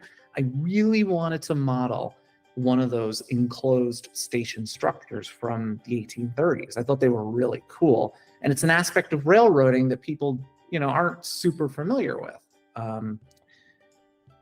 from American railroad history. So I wanted to make that. I thought it'd be really neat. So I knew I wanted my station scene. You know, it lent itself to the village the village scene that I wanted to create. And so I'd have my station. I'd have 2 tracks so that I can store on the layout at all times at least 3 trains. That makes sense as an approach. Those of you watching me build will note my station is not as elegant as Frank's. Frank's looks more like, I will pull up a similar station model, and I love it, but you'll see that it just doesn't fit the build. It's way too long. But this is more apropos of what Frank's is, which is that you have this sort of lawn enclosure, kind of looks like a covered bridge of sorts. And I agree with you, Frank. I like that architecture a lot. At some point, I might get dedicated enough to 3D model it up. But for the time being, we're using a stone structure in place. So that's our artistic license. Well, and again, you know, that going back to what I said before, the 1830s, there was no standard. So every railroad kind of did their own thing, and that would be perfectly prototypical, you know, so long as it's not, you know, something like one of the buildings you'd see today. Obviously, that would be that wouldn't be historically accurate, but there were examples of like taverns where they would just sell tickets out of the bar room area for the railroad. There were examples of, you know, just a platform, and you know, there was examples like this. So it works. Yep. Yeah, and for the other, so that it sounds like that was a scratch build for you, yes, when you built that station. That is correct. Yes. And then the other buildings, were those kits as well? Were those scratch builds or kits or a mixture? It was about 50-50. So I would say, I knew that there were certain things that I really wanted to make that would be fun for me, that would also be indicative of the time period. So like there's like a little building towards the lower corner. It's like a toll house. So I wanted to feature that because that was a very distinctive aspect of 19th century America, and really in the world. You know, there were local toll roads. So I knew I wanted to make that little structure, and I was like, well, what did a toll house look like? So I went on Google and I typed in, you know, toll house, and I found a painting from that time period. It was a contemporary painting. I said, I want to recreate that. So I would kind of eyeball it, and then I would just scratch build it. And the same thing for the station. I saw a lithograph of a depot, I think on the Western Railroad of Massachusetts from 1842. I think the town was called Newburyport. And I just basically replicated that. But there were a few kits. You know that you're really going back into the archives when your reference material is lithographs. Yeah. You know you're really going back then. Paintings and lithographs, yeah. So you've come up with the design, you've got your era. Walk us through maybe some of the construction of like the base of it and how you got up and running with your track. The base was a open grid kind of system. I basically went out and bought some lumber from Home Depot. It was a very simple build, didn't take that long. And then a piece of plywood on top of that. So the layout is 6 feet by 3 feet. And I basically just got a 4 by 8 foot plywood sheet. And I cut that down to 3 by 6. And of course, I made the grid underneath that, and then I drilled some screws into the plywood into the grid. And then on top of that, I placed it was an inch of insulation foam. But I did cut out the insulation foam towards where the Flushing Bay scene was. I knew I wanted to create a waterfront little scene. And so basically I just, cut that, I carved that out so that it would have a receding shoreline. But fun fact, because this was my first model railroad creation, I was like, I really, really hate, I'm lazy. I really hate doing things twice. It's kind of demoralizing for me. If I had an idea and I was really excited and I start to build something and I see that it's not working out, I kind of go like, you know what? Forget it. I'm not doing it.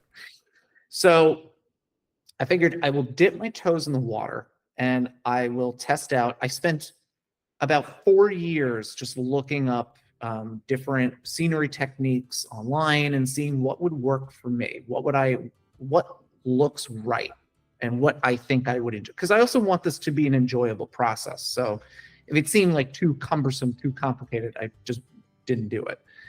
And so I decided I'm going to buy a 2 by 2 foot sheet of insulation foam, or it was a foot, I don't even remember. And I would just basically test out some scenery techniques. I knew, okay, this is kind of like what I want to do. Let me test it first. And I'm glad I did, because I ended up making 2, because the first one, it came out well, but the track, I didn't like. It looked too modern. So I said, okay, let me try a different method. And then the second iteration of that, I said, that works. And then I felt confident enough to proceed into the construction process. So yeah, so I picked up lumber from Home Depot, built the bench work. I didn't build legs. Again, lazy.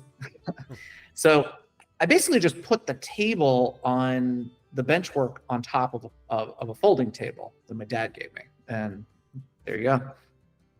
I reject your statement of laziness. I think of it as efficiency. Well, thank you. I appreciate that. Yeah.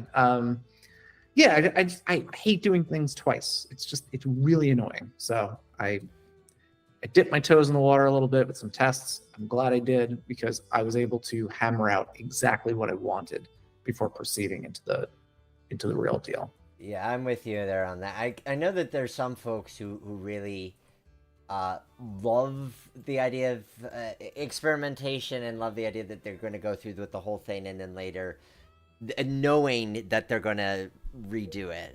I interviewed Jack Burgess, modeler extraordinaire of the Yosemite Valley. Yosemite Valley, yeah. And the way that he talks through, yeah, so I built this and I knew it was a trial. Like, no, I can't, it's got to be the real thing for me too. So I totally am with you there on this feeling of like, yes, it's my first time, but I really want it to be my only time. I don't want to be like stripping something out because I realized I did it wrong or whatever the case may be.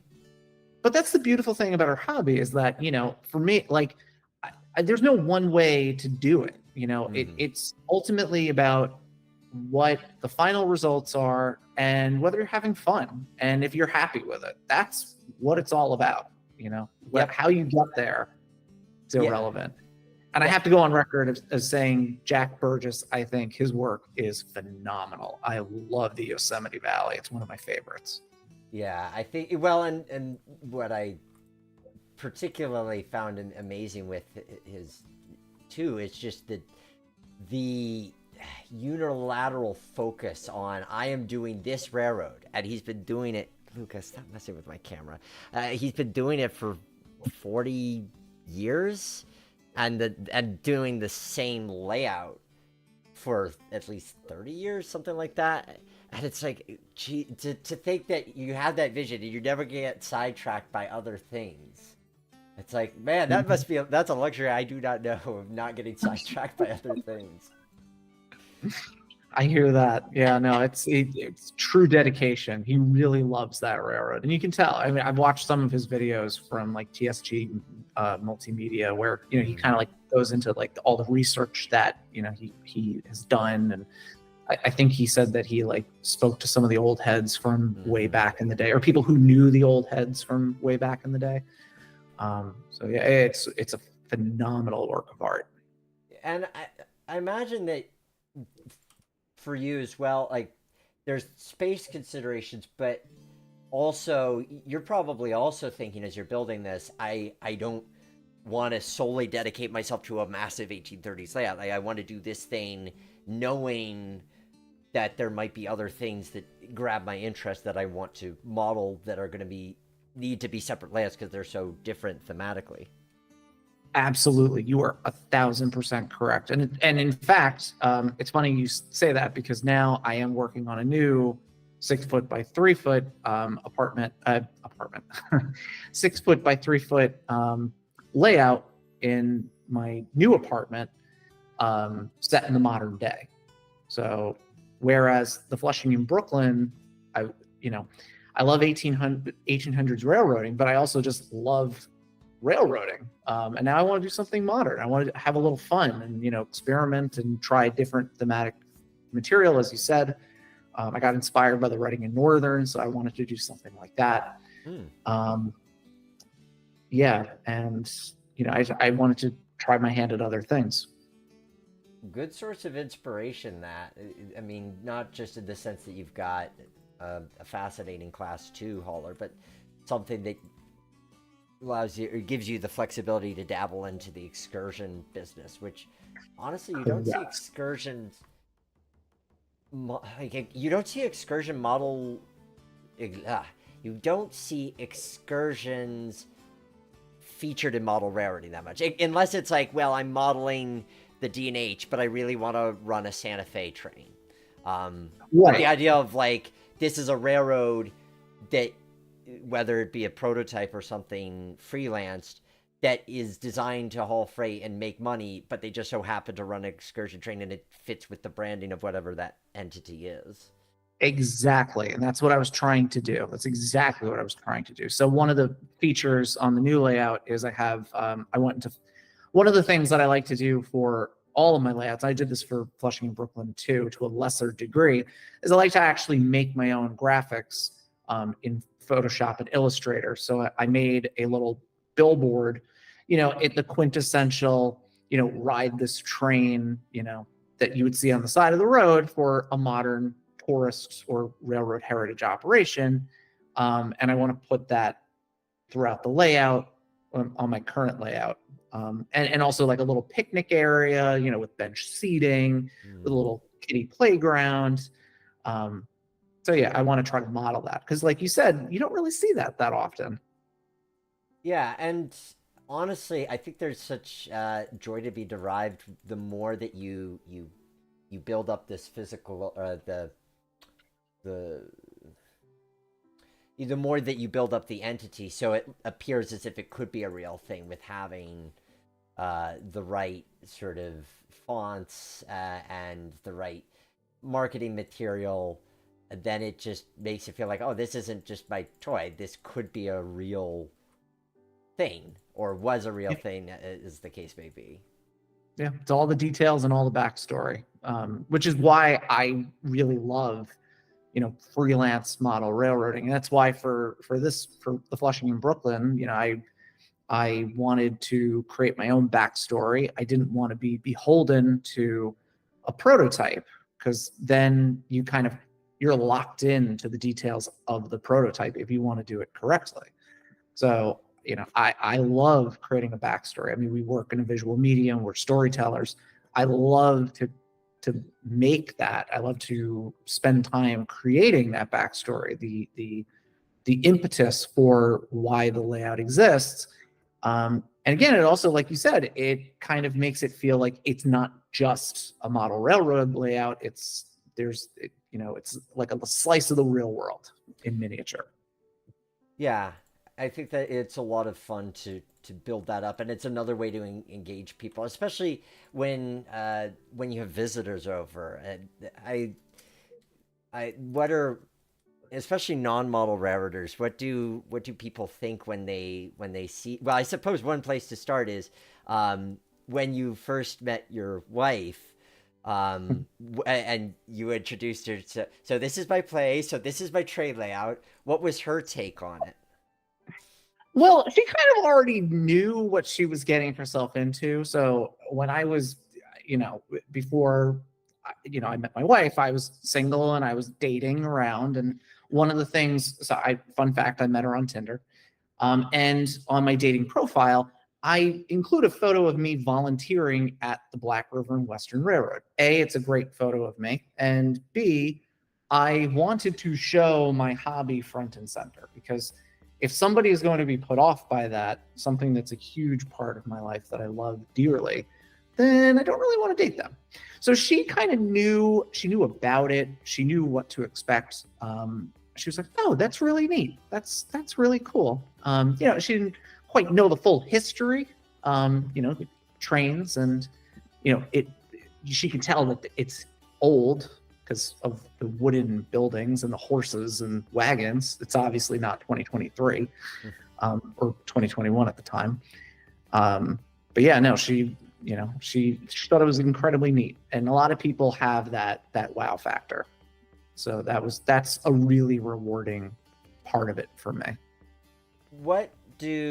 Whether it be as she was starting to get to know you and understand your hobby more, or when you have guests over and they see it, what are, like, outside of just the kind of, oh, that's cool element, what is the thing that they gravitate towards? What's the thing that they comment on, oh, I like X, or that just seems to stand out in their minds when you're sharing this with them? I would say the first thing right away is, does it run? That's always the first thing that I hear. And of course, it gives me the opportunity to say, yes, it does. And then they'll often, it's not one thing in particular that they kind of gravitate to. They'll often ask questions about just the process, like, oh, did you make all of this? And I try to simplify it. I don't want to I don't want to bore anybody with the details, but I'll say, like, well, the trains I bought and everything else I make. I'll say the trains and the tracks, because everything else I do make to some degree.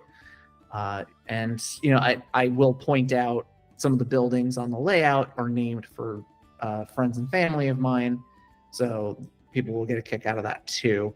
So yeah, I would just say they just kind of take in the overall scene itself. It's not, I wouldn't say there's like one thing in particular that people gravitate to. I think for me, when I've had visitors over, especially with my last work in progress layout, which was the Fonda Johnstown in Gloversville, they were really surprised by the puzzle element of switching. People are so used to just, oh, I'm watching a train go by. When you put them in the, oh, darn it, Lukey. I love my cat, but he is lying on my cord and making it do interesting things. And I just looked, I'm like, oh, that's not the view I wanted. But when cats and model trains, it's just, it's my OCD kicking in with framing my shot right. Yeah, that'll do. But yeah, so you're putting them in the hot seat of like, okay, these cars actually have specific places to go, and you have to figure out how to get them there. With thinking of, it's something like for model railroaders like us, even basic things like just a runaround move and so forth. That's new to people, and it's really interesting to. It's fun to be able to kind of show that. I mean, yes, there's the models, which are cool and fun, but there's also could be a really fun game component to it. Yes. And, that was less so with the Flushing in Brooklyn. When I started that, I assumed that I wouldn't have an interest in operations, because I was always drawn to the scenery, to building it, and to the creative component of it. But I learned, so I even wrote it in Model Railroader. I know the things that I would have done differently. And looking back, I would have focused a little bit more on operations. And that was another reason why I wanted to dip my toes in the modern era. I want to now focus on operations and making it something where there is an actual car pick up and drop off kind of component, and make it into, like you said, a little puzzle.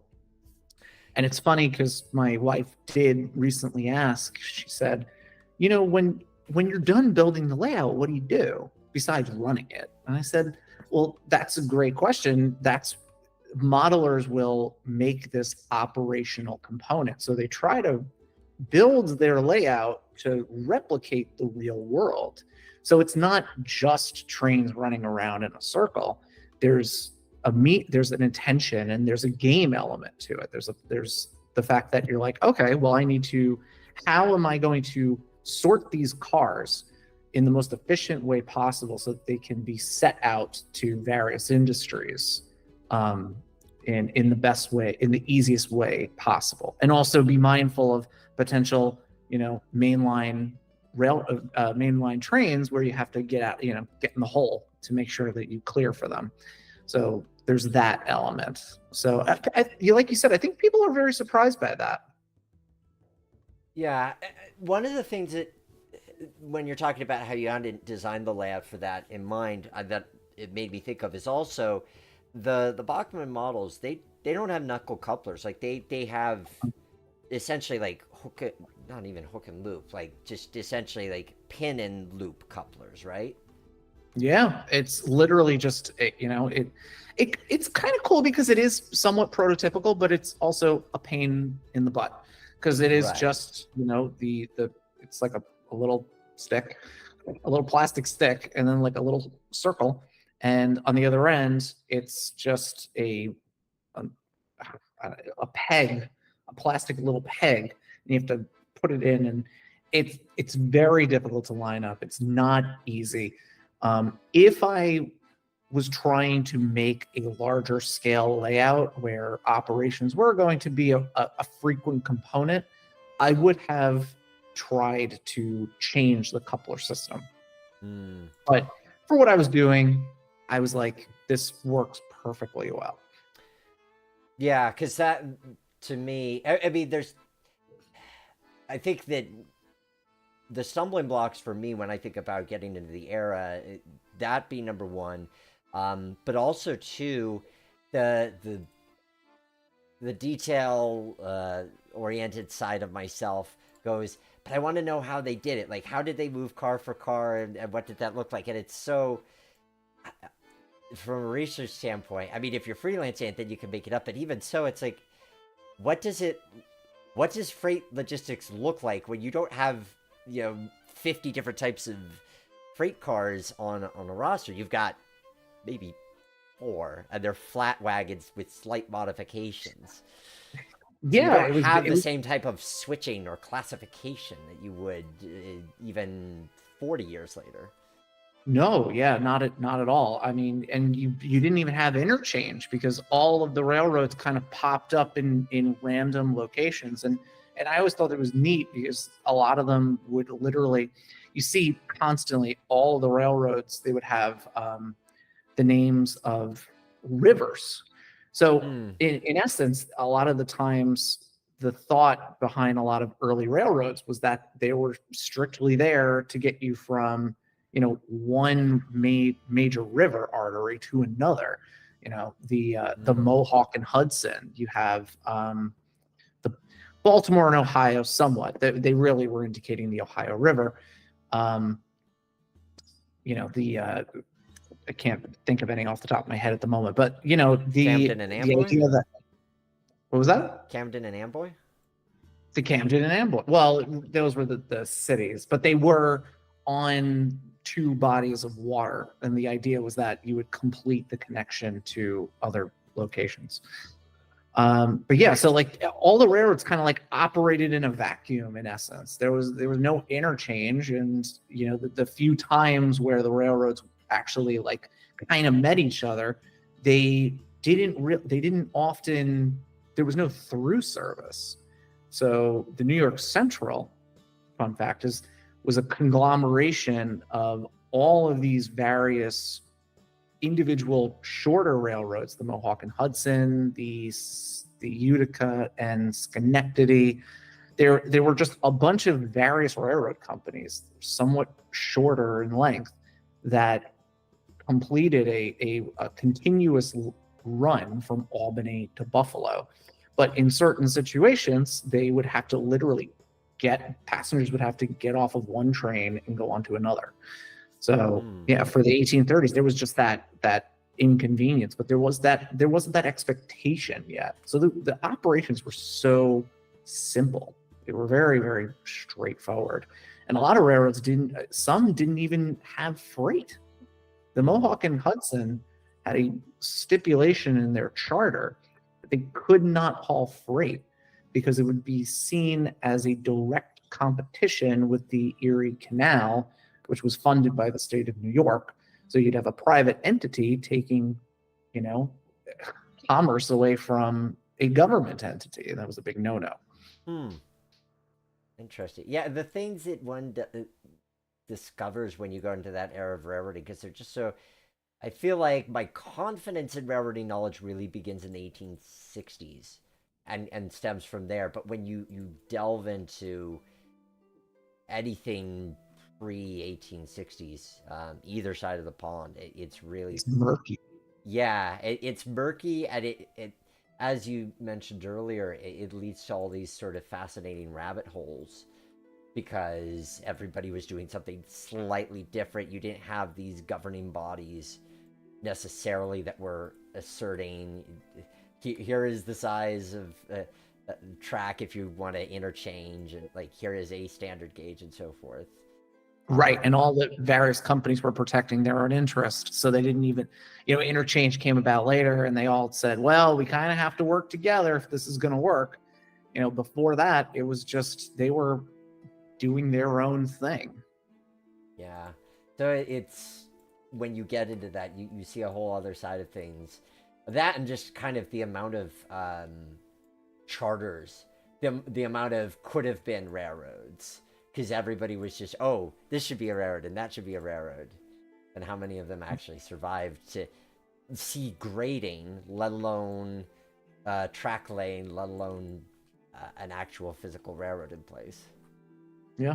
Everybody just assumed that their town just had to be connected to the railroad. And often they'd have these very grandiose plans and ambitions to, connect one state to another, and then they would grade about 4 miles of track and would never exceed that and run one train, and that's about it. It reminds me of there was one from the 1830s, the Catskill and Canajoharie,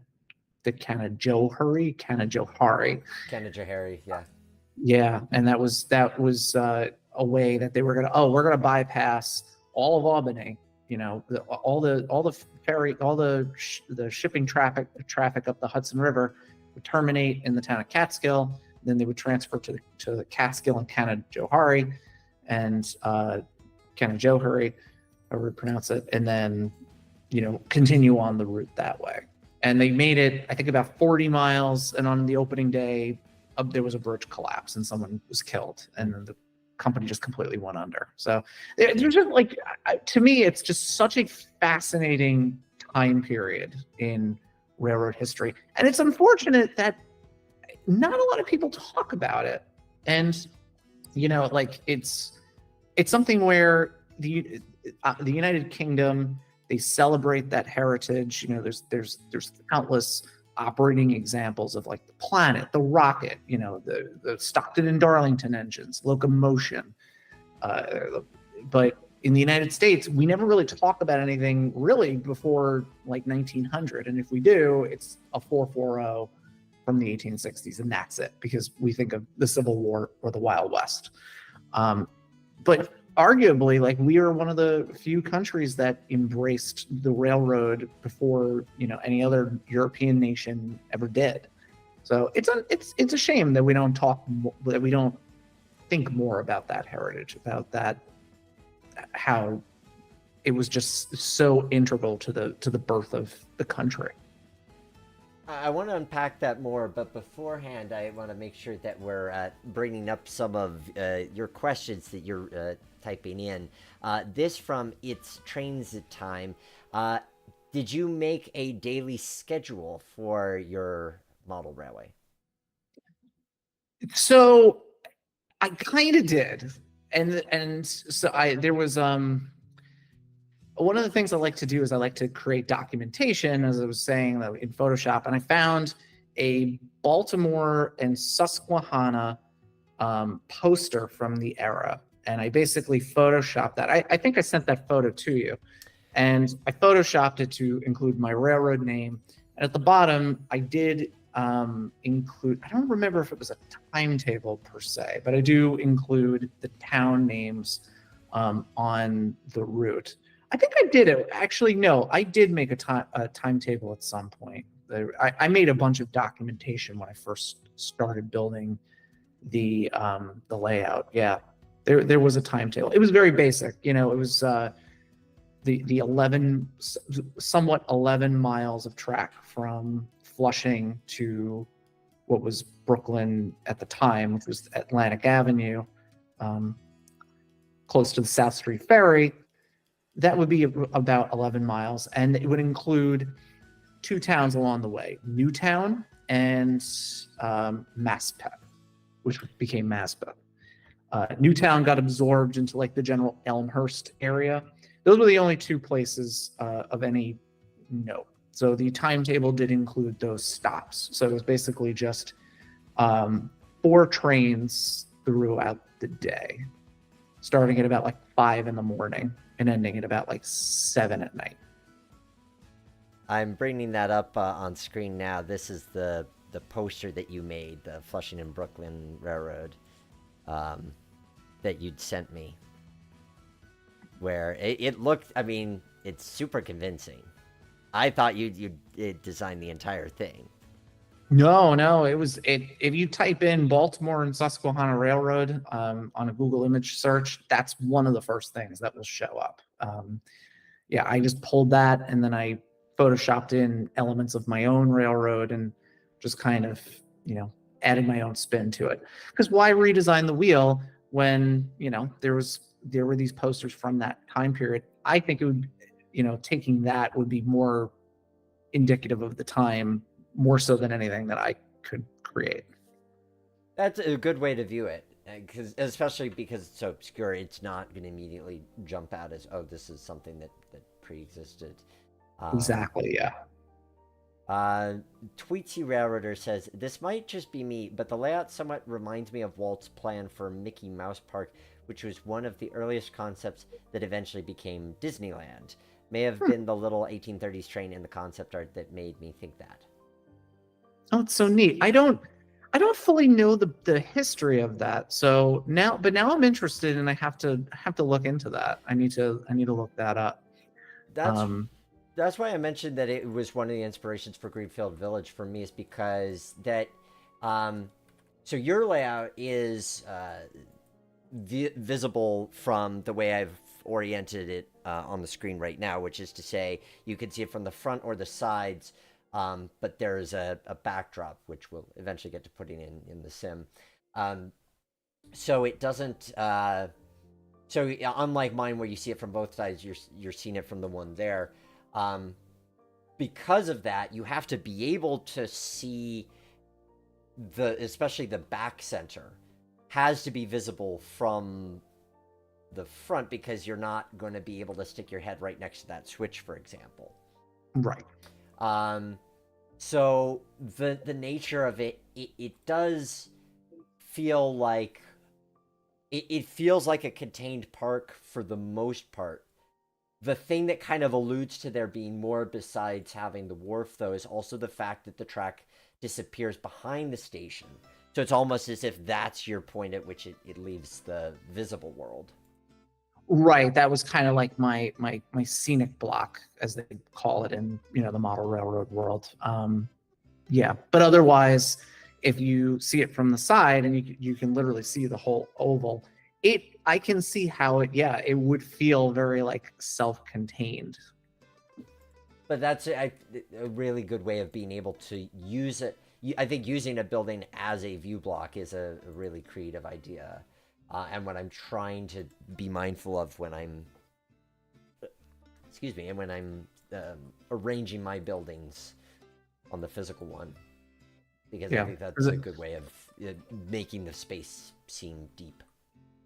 Because I lived fairly close to the actual Flushing, and this is a purely fictionalized version of Flushing Village from that time period. I did not try to make it historically accurate in any way, shape, or form. Again, I wanted to have fun with it. Although there is one little historic tidbit I'll get back to, but there's almost no. I mean, Long Island is relatively flat, so there wouldn't be much of. There wouldn't be like a tunnel. There wouldn't be any kind of major earthworks. There's like a slight little, embankment towards the back, but in terms of the scale proportions, it would only be maybe about 50 feet tall, and that was intentional. It wasn't supposed to be. It wasn't supposed to imply a huge mountain. It's just supposed to be a slight rise in elevation. That's about it. Right. Just because then it's not completely flat. Exactly right. So a little variety. And again, another thing I wish, looking back, that I did a little differently. I personally wish the center area of the town, where I wanted to have like a little village green, I wish that I had made that a little more, had given it a little bit more of a rise, and a little bit more variety there. Live and learn. Let's try that. Because we can do that in Sim. Yeah, you can. And that's why I love revisiting these things. I mean, sometimes you just kind of find creativity within the building, and you're like, oh, that's how it's going to be. Like, I wasn't too concerned about my layout being perfectly flat, but then it ended up being perfectly flat. It didn't end up being perfectly flat because of how I laid my foam. So it sort of forced me to be a little, have a bit more dimension. Yeah, I agree with you. I think that little, it's a good location for it, because it almost makes the park seem larger than it is too. Yeah. Yeah.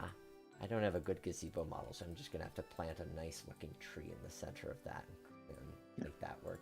But yeah, no, too wide. But that's I mean, and honestly, that'd be such a easier than the reverse. I mean, for you to be able to, because you could always just go and add some insert favorite ground material, and then just that would be. That's such an easy fix.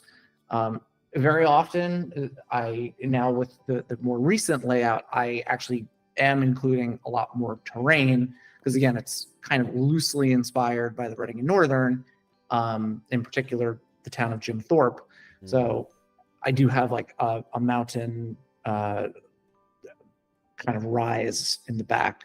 And with that experience, I've come to realize that for the really big stuff, I like the sculpt and mold. And for little undulations, I use what is it? It's a putty. So it's just like a putty that you use for your construction projects. It almost feels like Play-Doh when I use it. Interesting.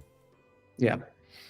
It does solidify very hard, but so long as, like, again, I usually just use it to kind of like make a little bit of a slight contour, and that's about it. So it's very minimal. It doesn't add too much weight to the overall layout. I try to keep my layouts and any modeling project that I do lightweight, so that I can pick it up and move it.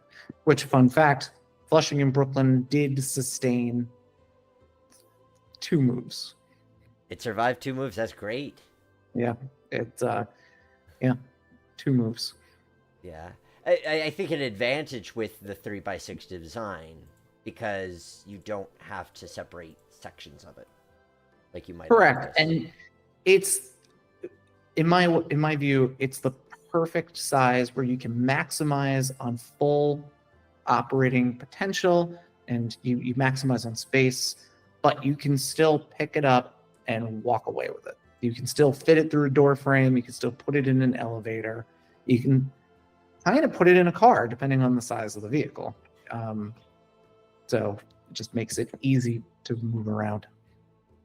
When you say that, have you ever been tempted or done shown it at any public train shows?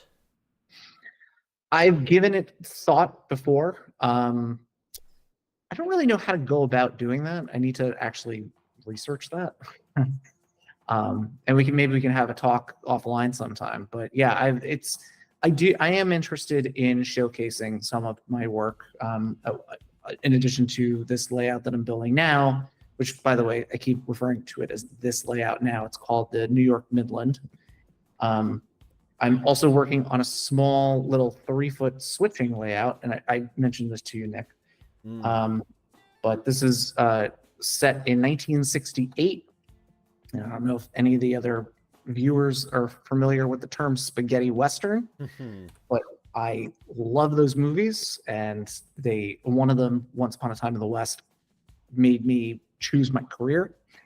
And I'm making a little switching layout with that, and it's supposed to be a spaghetti western scene. They were Italian westerns filmed in the deserts of Spain in the 1960s, and whenever they would have a train sequence, they would use Spanish railway equipment, and they would decorate them with phony, bonnet smokestacks, and it would say, like, they would try to translate, their basic Italian and English, and like, well, what do they put on the side of the tender? And like, one movie called Navajo Joe, starring Burt Reynolds, it says Wells Fargo Express on the tender, which, if you're a train buff, you're like, oh, come on, that's ridiculous.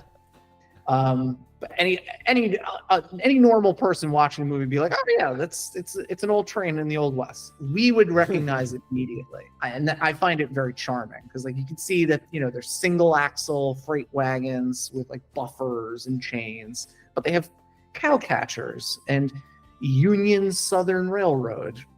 I love it. It's wonderful. So I bought Spanish railway equipment. I'm making this little switching layout, and I eventually do want to showcase it at train shows. So yes, someday in the future, I am interested in going down that route.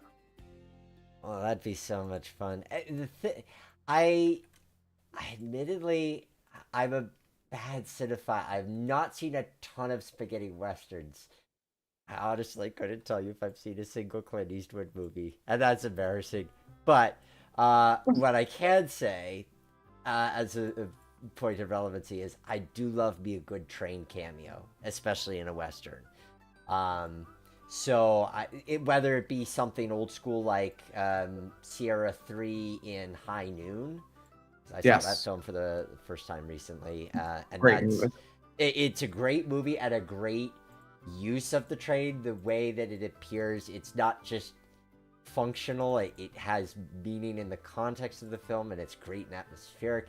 But it's symbolic too, because it symbolizes his past is coming back to potentially murder him. And that tension, the use of tension in that movie is phenomenal. That's a great movie. Now I can geek out on trains, I can geek out on movies. I can go direction too. Love it. I think that sometimes people think that, westerns are dated. That watch it today, you owe it to yourself. I saw it on a flight a couple of years ago. You owe it to it is as relevant today as it was when it was made. I don't want to give it away. Like, I really knew nothing about. Like, I watched it because I'm like, I think Sierra 3 makes a cameo in it, and then I watched it through. I'm like, oh, this is relevant, and this means something to me personally. Yes. And so. So a cameo like that, but even the modern westerns like There Will Be Blood, which has I think that has the Reader Railroad equipment in it, if I'm not mistaken. Yeah, it has the Reader Railroad stuff. And True Grit used also this. I think the same Reader Railroad engine. Yeah, Appaloosa. Yeah, so it's and this isn't exactly a western, but in the spirit of kind of the train cameo, Public Enemies with Johnny Depp from 2009. Oh yeah, with 261. Yeah, like that was such a great. I would put that as one of the best train cameos on film. It may Yeah. not as symbolic as High Noon. High Noon's is more important, but this could have been nothing of a shot, and it was clearly done with intention and love. For 30 seconds, they brought 261 into downtown Chicago, and its moments on screen are absolutely perfect in that regard. Yeah. It's not critical to the narrative, but it adds another level, like more attention to detail. It makes it a more immersive experience because you're going above and beyond to make this feel like the 1920s. Yeah, so you're right that the immersion factor of them is different. So for what you're designing, you describe it as a switching layout. So how do you envision it as such? Like, do you imagine people playing it as if it were the real world and they are filming the scenes, or it's in the world of the movie? It's basically in the world of Spain in 1968, and there's a bunch of Italians showing up making a movie, and it's just this derelict, well, not completely derelict, but like down in the dumps kind of little used Spanish branch line that is just barely squeaking by, and now they have some added income from a movie company. So it can be a matter of like shuffling around equipment for a different film. It can be a matter of getting the train out of the way of the main line for the actual revenue trains. Something like that. But, I haven't fully developed a full operational plan, but I know that I can play around with some of the scenarios involving that. A lot of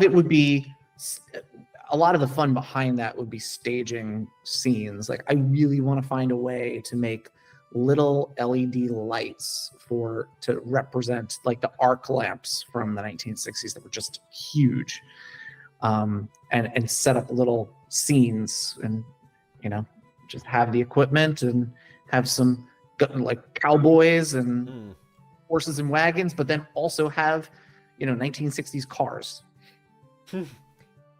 I love it because I'm always captivated by if it hasn't been done or likely hasn't been done in model rarity, because so many things have been done. Me too. So I like it from that standpoint.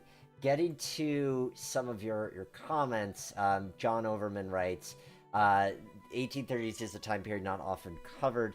I will say the B&O Railroad Museum has a great display of early steam locomotives. Yes, they do. They really do. Would you say, Frank, that's like, because you're probably the guy I think of as knowing the most of the guys that I know of that era. Like, if somebody who's looking to kind of get the taste of that era of railroading, I feel like B&O Museum is kind of the number one place that somebody should go, right? 1,000%. So I can't think of any other place in America where you can delve into 1830s railroading history more so than at the B&O Railroad Museum. It's a little unfortunate because it's just focused on the B&O and not the whole picture of the general railroad industry. But the fact that they have just, several examples, formerly operating examples, but so many examples of 1800s railroading and 1830s railroading. You have, the Lafayette, which is my personal favorite. I love the 420. You have the Grasshopper engines. You have the recent edition of the York, which was the reproduction of the York, which was the first locomotive on the Baltimore and Ohio in revenue service. Their replica of the Tom Thumb, which unfortunately is inaccurate, but it's still like a pretty good indicator of a demonstrative engine from that time period. So yeah, I mean, the B&O Railroad Museum, I always recommend if anybody is interested in that era, want to see something up close. And one of the things I love about it is that you can just see how small they were from going there, which another reason I love it. It's just they were tiny, they were quirky. Like the Lafayette, which is the 420 that they have, is roughly the size of just an SUV. You know, it's not that big. Yeah, But it's 4 feet 8.5 inches in name and wheel size only. yeah, it's in the gauge, and also the boiler length is roughly around 6 feet. It's pretty incredible. That reminds me of how much I need to get out there again, because it's been over a decade. It has been too long since I've last been out there. So that's when I would absolutely love to see again. Going through more of your comments, Jimmy Lambert writes, Wells Fargo Express, that's like having Union Pacific Bank on a building in the background. Yep. Yeah. Ron Paladin, I'm curious your thoughts on this, Frank. One of the best pure train movies, Emperor of the North Pole. What are your thoughts on it, Frank? I love that movie. Now, as a film person, it's okay. The story kind of falls apart towards the end. That's objectively looking at it as a film buff. They were like, and a lot of it has to do with the fact that the original story was started, like the script was supposed to be written by Sam Peckinpah, supposedly, and he left the project, and then it fell into the hands of another screenwriter, and a lot of like some of the symbolism that they were trying to go for doesn't really come across that well. But overall, for a train movie, it's one of my favorites. I mean, the one sequence alone where they have to, Shaq, puts his train at risk just out of pure ego, and they end up in the siding, but they have to beat the fast mail express. So, the famous line, it's either 2 miles back or 1 mile up, and they have to make the dash for the runaround, and like that one scene alone is just worth the price of admission. It's a great movie. Yeah, I'm probably in the minority. Like, I get it. I get the vibe. I'm with you on the vibe. I'm with you on the Steve. I just wish I liked it more. I find it a little too much of old man yells at cloud. Like, oh, the world's changing, kind of like, and that's some of what you bring to the movie. I know that's some of what I bring to it. That just it leaves me a little, like, especially the end. But I can't deny, like, yes, I get the popularity. I'm certainly not gonna, shake my head at anybody who does like it, because I think that as far as something that makes you feel like you are in the Oregon in the Depression, it is absolutely a vibe in that regard. Yeah, it's one of the few American railroad films that really, I think, captures the atmosphere of American railroading. I mean, the fact that they got Ernest Borgnine and all these actors to like run atop and clamber all over the moving trains, and they do so in a way that's extremely convincing. And I did see a documentary that was Ernest Borgnine said his father was a brakeman, I think, for the New York New Haven at Hartford. So maybe he had seen his father do that, and it was just kind of embedded in his brain. But it's very believable that they're real railroad workers. But like you, Nick, I do agree the movie has a lot of problems from a filmmaker standpoint. I look at it always objectively as a train buff when I watch that movie, and it's fun. The thing I'm always going to bring up, and I bring it up knowing that it's hard for people to get a hold of, but if you like that sense of I am in a past time period of a story where trains are central, God's Wonderful Railway. I haven't seen that. Well, there's a reason, because the BBC has licensed it. It has made it tricky, shall we say. Like, for me to watch it, I had to buy the DVD set and import it into my computer. And I had to change the drive letter on my computer because it was region encoded.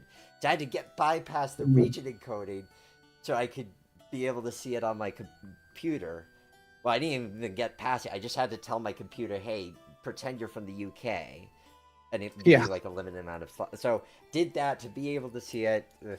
Or you could use a VPN.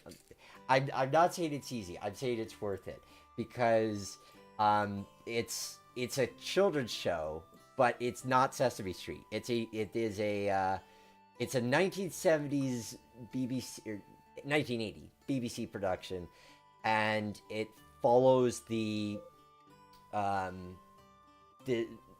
this railway line, which in real life is this. No, I think it's the Severn Valley, and yeah, so it's this fictional story set around the Severn Valley through different eras of its history, from the construction of it to the heyday of it in the Edwardian era to the war years, World War II years, and it's these stories that center around these kids that are connected to the railway in different ways. There's nothing like it that I've seen elsewhere. It is I'll rave about it to anybody who listens because it is just so different. I think if you like Emperor of the North Pole, you have to check it out. And I say that knowing that it's hard to get a hold of. I'm sorry. I wish I was the BBC. I could make it easier, but that's the one I always refer people to. It's on my radar because I also, speaking of other, film but trained people, Chris Eden Green, I know, Yep. Another guy who I really admire his work.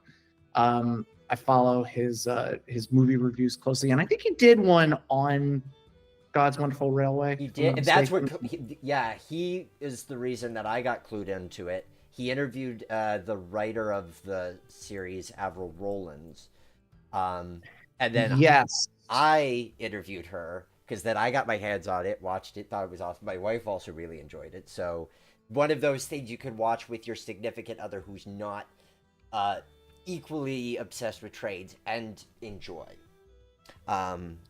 Need more of those movies, that's for sure. Yeah, and it's so it's 8 episodes, and each episode is like 25 minutes. So, if you marathon it, it's kind of movie-esque. And some of the first 2 episodes are a pair, the 3, 4, 5 are a trio, 6, 7, 8 are a trio, so they kind of fit naturally together anyway. Cannot recommend it highly enough. Yeah, need more stuff along those lines. Thank you for the super chat, Jordan Freeman. The Spy has returned after seeing a heist stream. Oh, I know what you're talking about. Yeah, he keeps me honest when I'm not editing material for heist. So, thanks for tuning in, and thanks for the super chat, Jordan. Nice. Hello, Matthew Harris. Mark over at the Colorado Railroad Museum, you mean, right? Yep, that's the one and only. Yeah. His videos are awesome. They are. Oz Trainz John Bull is at the Smithsonian, Washington. Yes, it is. Not looking like what you might think it would. Because when I think of John Bull, I think of the Bachman version, which is what the Pennsylvania Railroad's replica that's at the Railroad Museum of PA looks like. I don't think of what it actually looks like currently preserved at the Smithsonian. And it's interesting because even that is kind of wrong. So the John Bull as preserved in the Smithsonian is based off of the Pennsylvania Railroad before they donated it to the Smithsonian, or maybe it was the Smithsonian, I can't remember which entity. But in the 1890s, they tried to backdate the appearance of it because the look from the Railroad Museum of Pennsylvania is based off of its later iteration. So, I mean, it remained in service up until the 1860s in like small branch line service. And over time, they made these various changes to the locomotive to its appearance as it is in the Railroad Museum of Pennsylvania. The way it's displayed in the Smithsonian, they tried to do a backdating to what they thought it would look like back then, but they got a few details wrong, namely the smokestack. It's very wrong. But yeah, and then on top of that, the way it was delivered, from England, is even more drastic. because it looks like a genuine Stevenson product, and it had side rods. Because it's based off of the Samson design, which is all four the two axles are powered, so all four wheels are powered. They had to remove that though when they incorporated the pilot when it came to the United States. Isaac Drips was the I think master mechanic, or he was in the employ of the Camden and Amboy. He assembled a locomotive when it arrived in parts from England. And then over time, he started to incorporate different things to make it more suitable to American standards. And, you know, that famous little pilot truck / cowcatcher contraption was added, but it sits on the side axles. And to accommodate that, they no longer could provide the side rods, and so it's actually a 420 in essence. So now it comes my inevitable question of when's the book coming out? Because clearly you know enough about, like, I'm not saying that you are the be all and end all, but I am saying you could translate this knowledge that many of us don't know into like what you need to know about 1830s railroading, because I would buy that book. I appreciate that. I'm certainly, I think I'll pass the baton on to someone else to carry that idea forward. I would love to see more books on 1830s railroading. I will say that information came from the John H. White book. So if anyone is interested in early American railroad history, and in particular, the evolution of the American locomotive, then you need his book, which covers the development of the American design from 1830 to 1884, I think it is. There's a weird cutoff point. But it has many of the famous examples. He covers John Bull very thoroughly, you know, the other locomotives too. It's a must read for anybody who's fascinated in that era. It's very technical. It's almost like an encyclopedia. It's very thick. Probably kill somebody with it if you feed them hard. But to me, I thought it was absolutely fantastic. It's a great read. Good to know. And that's the challenge with some of these things, is that they can be really tremendous books, but they can be so dry and hard to approach. Like what they have to say is really important, but the approachability, that's that, you know, you and me as filmmakers, as storytellers, that's me going, how do we make this approachable for a larger audience? Absolutely. Yeah. There needs to be more like broad stroke 1830s American railroad history books. Like I feel like just the time period is just so overlooked, and it really is a shame. Yeah, and I feel like some of that it would be too, if like I'd love to see, and I don't know what form it takes, but something that, you know, kind of like Hell on Wheels brought the Transcontinental Railroad, as inaccurate as it was, brought the idea of the Transcontinental Railroad kind of out of stale history books into the public consciousness. It's like, what can we have of that variety? And it doesn't even have to center, I mean, obviously we'd love for it to center around railroading. It doesn't have to. The railroading could just be a piece of it, but what of the 1830s in American history that would kind of captivate people like that? Because I feel like so much, as much as we as rail fans could kind of be dismissive of sort of simplistic depictions of railroading and so forth, it's like we need them so that people have an entry point to understanding more of the rest of the stuff. Exactly. You can't expect that every movie is going to get every detail of every component of every industry that they present in a film or a TV show completely accurate. You need to, at some point, as long as it's not completely egregious, like, I don't know, the train is flying, then you just have to let it go a little bit and just chuckle and say, they don't know. It's no big deal. They don't know. I mean, I'm still an ardent defender of Unstoppable because so many people like to rag on that film. It's like, I get it, but that film is still probably the most recent action movie centering around a train that we have to get people going, oh, that looks cool. And yeah. I dig the crap out of that cinematography. Like, that film just pops. It looks good. It moves. I have to see it. I've never seen it. What? Oh. Yeah. Well, yeah. okay, I shouldn't be making sound effects when I confess to not watching Clint Eastwood. So I will retract my sound effects and simply say you owe it to yourself at some point to see it. I definitely will. It's one of the things I know I have to watch it. I just keep forgetting to watch it. I'm probably gonna enjoy the crap out of it because it just. I judge a movie based on like what is it trying to do. Like, if it's a silly like. I don't know. Like if I watch, for example, Sharknado, like that's supposed to just be fun. Turn your brain off, have fun. If you're actively trying to say, "Well, this is a bad movie," then yeah, yes, you can. It was bad, but it was also intentionally bad. And in that regard, if it was fun, then it did its job. Good. Very true. So Unstoppable to me, I feel like it's a straightforward action movie. Just so happens to be on a train. Good enough train action, I'll probably enjoy it. Yeah, I think you're safe with that one. And let's see what else.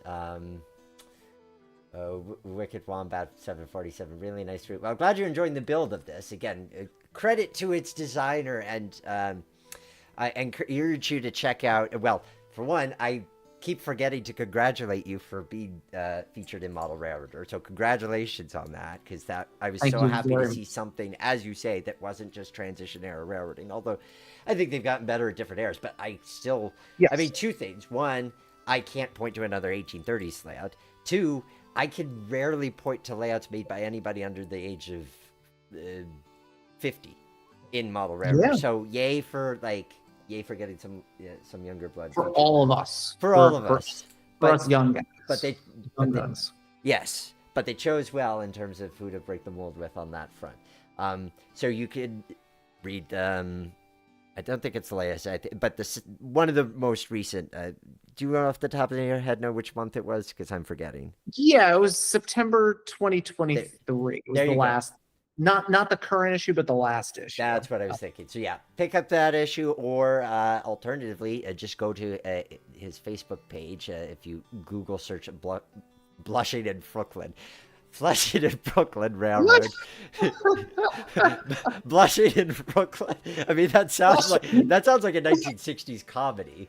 Speaking of film, you Google search Flushing in Brooklyn, and you will find his layout, and you will see photos of it there. You should check it out, because honestly, that's what I'm flipping to. Because I know a lot of usually on the streams, I do try to feature layouts where it's something that hasn't necessarily been built one for one, so I'm able to be like, oh, here's our interpretation of it. But I felt like this was a fun way to pay tribute to somebody who inspired my current layout. So I'm currently looking at the Facebook page to be like, oh yeah, that's what that hill looks like in the back corner. So yes, it's really, it's been, continues to be great to have you on the show, Frank, to be able to talk about your creation in this era of railroading and films. Because there's so much crossover. Because at the end of the day, maybe you could talk about this.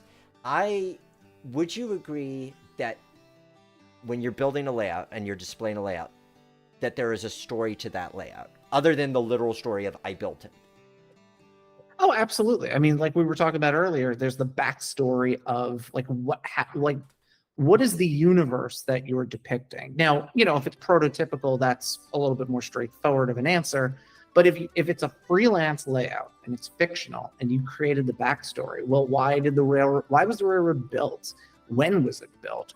Who built it? And for, who are the customers who are online, or, does it connect with the larger network, and where and how so? What function does it serve? Are you depicting like a specific locale? And if so, is that made up? You know, is it a fictional town? You know, was it based on a real town? There's so many layers of story to it. Yeah, you know, for Flushing in Brooklyn, I know that I kind of, in a way, so I did name certain buildings and certain, you know, industries after very close friends. And in essence, you know, I tried to mimic what their actual professions were. So, for example, you know, there's a schoolhouse, and so I named that for my very close friend Sarah, because she herself is a teacher, and she always wanted to be a teacher. That's just like who she is. So, in essence, I'm like channeling some of her story into that. You know, my friend Stephen was you know, it added as the tavern keeper. He was like, oh, it would have been so cool to own a bar back in the 1800s. I'm like, well, Stephen, now you do own one. Here you go. That's awesome.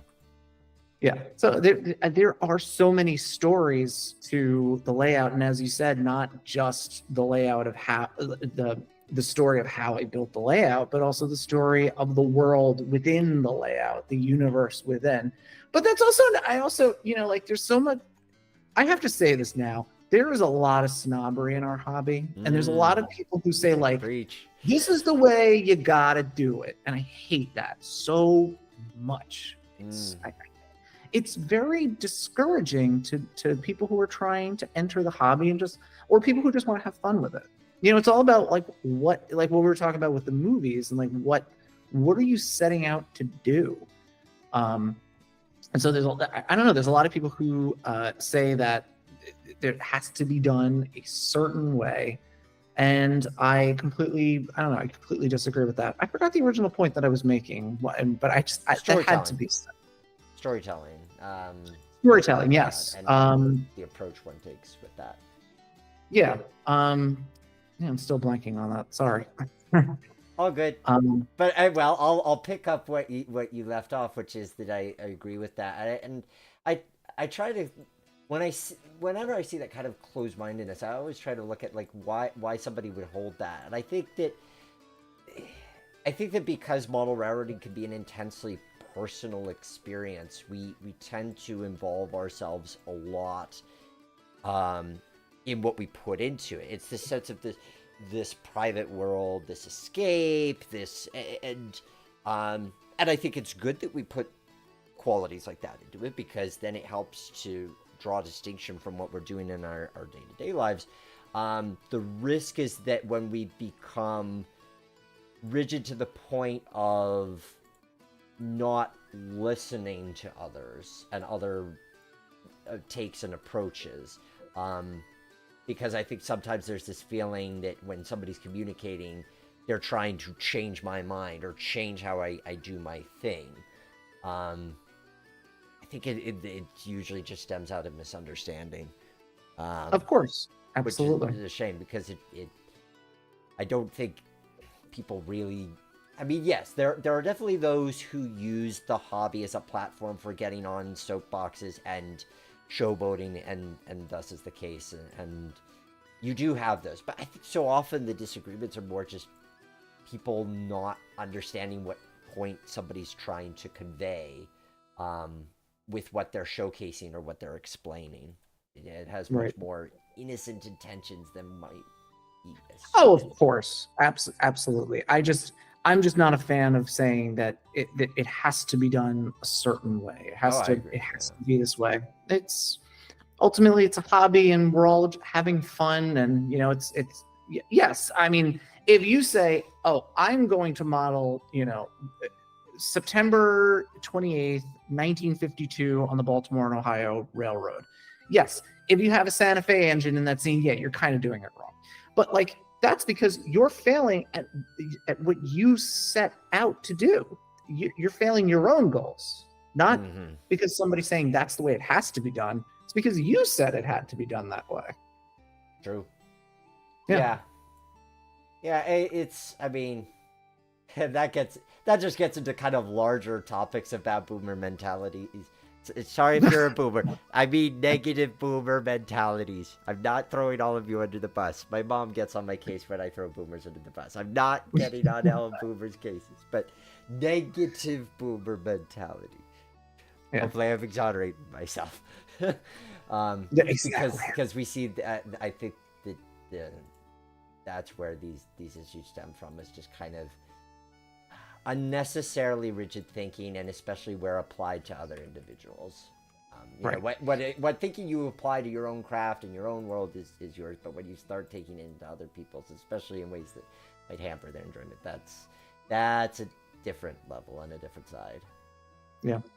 But I love the storytelling component to what we do, and you know, to model railroading. And you know, I'll often, you know, make supplementary documents for, you know, railroads. Like, even I made a charter for the Flushing in Brooklyn, Awesome. stipulating exactly what they had to do and within a certain time frame. Just because, to me, it just, A, it's fun, and B, it expands on the world. And in essence, that kind of helps you make decisions as you're making the layout. It kind of guides you, kind of like in filmmaking, when you know, on set, a director and an actor may have a conversation about a character's backstory that's not necessarily in the narrative itself, but it informs how they react to a situation that is scripted in the narrative. Yeah. Yeah, I think that's a good way to put it, because I mean, I'm just in general fascinated with the concept of world building, whether you're applying it to a world that then you're conveying through a story in film, or just my favorite side tangent is LARP. There's a whole podcast on that on the Roundhouse that I recommend. If you're fascinated with the idea of LARP, live action role play, as it could be applied to history, there's a podcast episode for you if you go to the I have heard that. I have heard that episode. Yes. So, and I fully agree with it. When I go and volunteer on the railroad, I will deliberately try to seek out, like, recently I bought a pair of like older goggles from the, I was getting, so every time I would go and dump ash on the steam locomotive, it would, like, I'd get some like ash in my eye, and I hated it. And the glasses, the safety goggles I was using, just weren't cutting it because it would get around the side.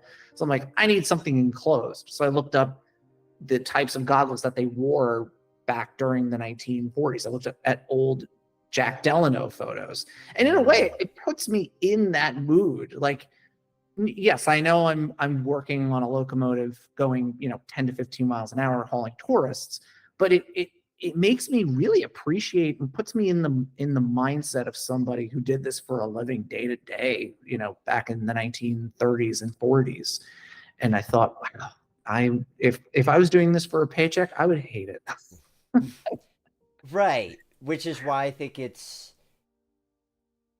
when we find the ways to play with it so that we can get enough of a taste of it that we're getting something authentic from it. But that doesn't totally destroy our love for the thing. No. You expect, and I mean, I see your Facebook photos from Star Barn from what's the name of the railroad at Star Barn? I'm forgetting the Harrisburg. The railroad. It's the train operation. It's the Harrisburg, Lincoln, and Lancaster. That one. That's awesome. Just because that is the only more authentic Victorian railroad operation anywhere near me. I'd have to literally go out west, and it's within a 3-hour drive of where I live. And I don't go every weekend, but I do go a few times a year, and it's just such a beautiful engine. It's a beautiful property. The railroad itself is really neat. It actually has Lincoln pin couplers. And I get to dress up from the 1800s while operating a steam engine. I mean, it's what could be more fun than that? And when I'm on, I have my tin lunch bucket that was actually produced in the 1880s. A little anachronistic, but we'll get away with that. And a Civil War canteen, so that I could immerse myself even more in the time period and the era. Yeah, it looks, every time I see photos of you from there, with your big spot. It's like, oh, he's having another fun day there. He's having a good time. I can see it already. Yeah. And it looks, I mean, I interviewed Steve Tarico, the general manager of that operation, for the podcast as well. So another episode you could check out if this era of railroading is your thing. That's a bit later, but you know, it's not, it's an era usually not covered is the point. But when I see your photos out of there, it's like, that just looks like a blast. I look forward to when I finally will have the opportunity to actually get to see the fun that you're having in person, because it just looks like such a really cool outfit, especially since, so I take it you're able to get away with Lincoln Pin because you're not under FRA, correct? Correct. It's insular. And, you know, it's not like it's frequently like, you know, the cars, the consist remains pretty consistent. Right. Wordplay. It remains fairly consistent. The only time is on occasion the Lincoln car is really no longer part of the general excursion. So every once in a while it'll be hooked up to the train for special events. But otherwise it's primarily the standard 1860s coaches that is part of the consist. So it doesn't really change that much. So there's really, you know, it's an insular operation, and yeah, the Lincoln pin couplers are not used very frequently, and obviously with very, very rigid safety in mind. Right. But it's neat that you're able to have a place that can showcase that on any level. And I gather that there's so when I talked to Steve, it was 3/4 mile, and I understand that it's being expanded beyond that, correct? That's from my understanding. I don't know I don't know what the timeline is of that, but that is the intention going forward into the future. That's at some point. Yeah, that's gonna be. Yeah, Kurt Bell wrote a really good article about that, covering that subject, and he expands a little bit. He had a little bit more information than I did, and he covered that in a great article in Railfan and Rail Pace, I think it is, or Railfan one of the Railroad? magazines. Or, Yeah, yeah, yeah, yeah. yeah. That's. I think it's great to have things like that and Steam into History that really bring more attention to. I mean, I'd love to see an 1830s tourist railroad, but the logistics of that hard enough to have 1860s represented, but with the Cloaky engines. Yeah. It's great to have that in Steam into History. Kind of. Oh, I would love baton. an 1830s tourist railroad operation. God, I would love that. Well, you know, Frank, you're a guy with idea and ambition. I'm not saying anything. I'm just saying. I hear you. I hear you. You know. For now, for now, the layout brings a lot of happiness. Yeah. No, I think that you get to explore all these different kind of eras with that, and between the railroading you do there and what you do on the Black River and Western as well. It's great that you have these different arenas to do what you're doing. Going back to some comments, Ron Paladin, I will mention one more movie, lesser known, that has good train scenes, The Gray Fox. Ooh, I've never heard of that one. I haven't either. I'm going to need to look that one up. Colin Marr. Hey, Colin. Titfield Thunderbolt. Oh, God, yes. Yeah, I have to yes. see it. Have to see it. Another okay. one. Okay. Yes. Yep. The hype is real. Then you can buy the Rapido. Actually, for you, it'd be perfect because you could watch it. Then you could buy the Rapido set that just launched, and you even have the layout for it. Like, there you go. You've got you've got everything you need for that one. Yeah. And then Oz Trains, God's Wonderful Railway is one of the best that has been done by Avril Rowland in 45-minute chunks. Yeah, yep, totally hear you on that. I'll tell you what, if you can't get the DVDs easily enough, the books or the TV episodes were turned into books, and you can get those off of eBay.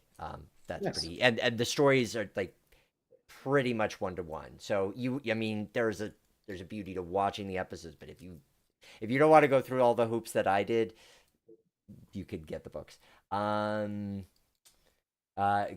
Midnight Monday from Australia. This was done the ABC, and is available on YouTube. I've Wow, never these even are some- heard. It was shot on the Puffing Billy, so that alone sounds interesting. But Oh, that's not- cool. Puffing Billy is neat. Yeah. There's so many obscure titles in here. I'm gonna have to look these up later. Thanks, Yeah. guys. Thanks for the Almost- recommendation. Yeah, Oh Mr. Porter, I've heard of. Yeah, Canadian. I heard that. Gray Fox was a Canadian film.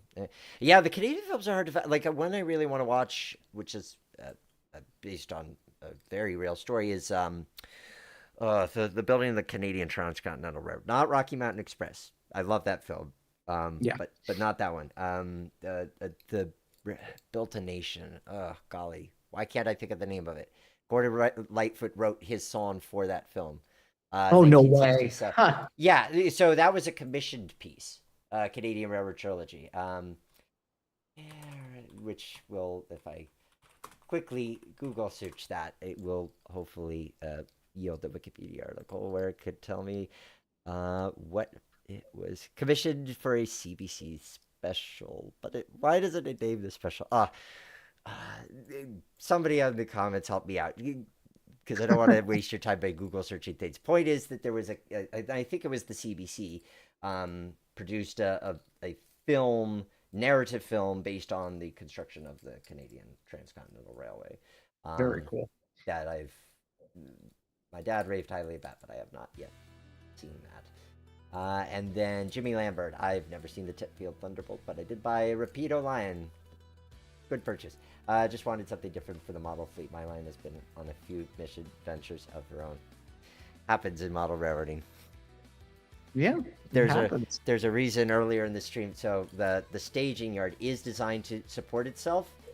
It does have a latch, but I was putting my monopod under it for reasons that could be expensive. Could have been expensive, shall we say, when it wasn't fully latched in the past. So now I use a little bit of extra support.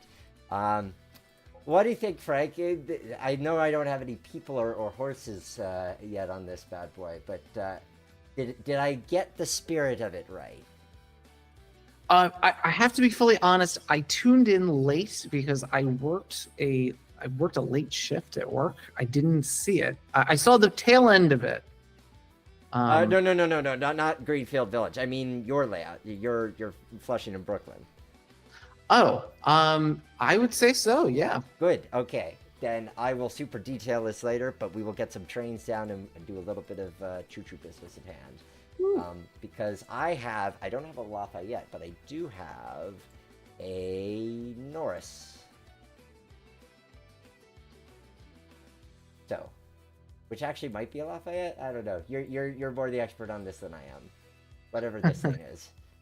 Point is, it looks like what you sent me in the photos, so we'll roll with it. And we'll stage a couple of freight cars so that we can have something to do with them. To remember what couple of. Well, that's a full on Norris. There we go. Okay, so I got the right stuff. You'll have to. So I've put, because I need to have some type of switch mechanism, I put Caboose Industries ground throws because they're cute. You, however, your switches are, and this I thought was brilliant because with the tiny wheelbases that these pieces of equipment have, using conventional switches would not really work for you. So you have electrofrog switches, correct? That is correct. Yeah, I actually did test it out on the Insel Frog because I didn't want to have to deal with electrically isolating the turnout after the frog, but I saw that they just kept stalling. So I said, I'll do the research. It wasn't that hard. It took a little while to kind of fully understand the concept. I am not really. That's the one part of the hobby I don't enjoy. I do not like wiring. I don't like electricity. I find it very, very convoluted, and no thank you. I'm always happy to be done with that stage. I'm with you on that, hence why I made my wiring just 2 pickups and nothing more. I was considering putting blocks for the roundhouse and went, no, this is more than I want to do. Yeah. So does yours have multiple pickup points or just one set? There's one set really. There are feeders at different sections of the layout. Gotcha. Sorry, my computer just did something really weird. Oh, good. Yeah. So, I've still not seen your layout in person. Very much look forward to see your layout in person. But I will say, having now put the main components of it into the sim, what I thought I could appreciate about it, which I definitely can, is just, I like the sense that it's complete. Like, a circle could be tacky, but it doesn't feel tacky here. I mean, it has that sort of historic village feel. I like how it rounds everything together, but there's elements that go into the rest of the world, like, I haven't fully detailed this section, but the toll house, this road that disappears off into the distance. I think that it, and these street scenes too. Like, this is a nice street scene because we don't get all the way to the back. You couldn't see the train behind it. Right. So you have these leading lines that lead to something that isn't just the backdrop.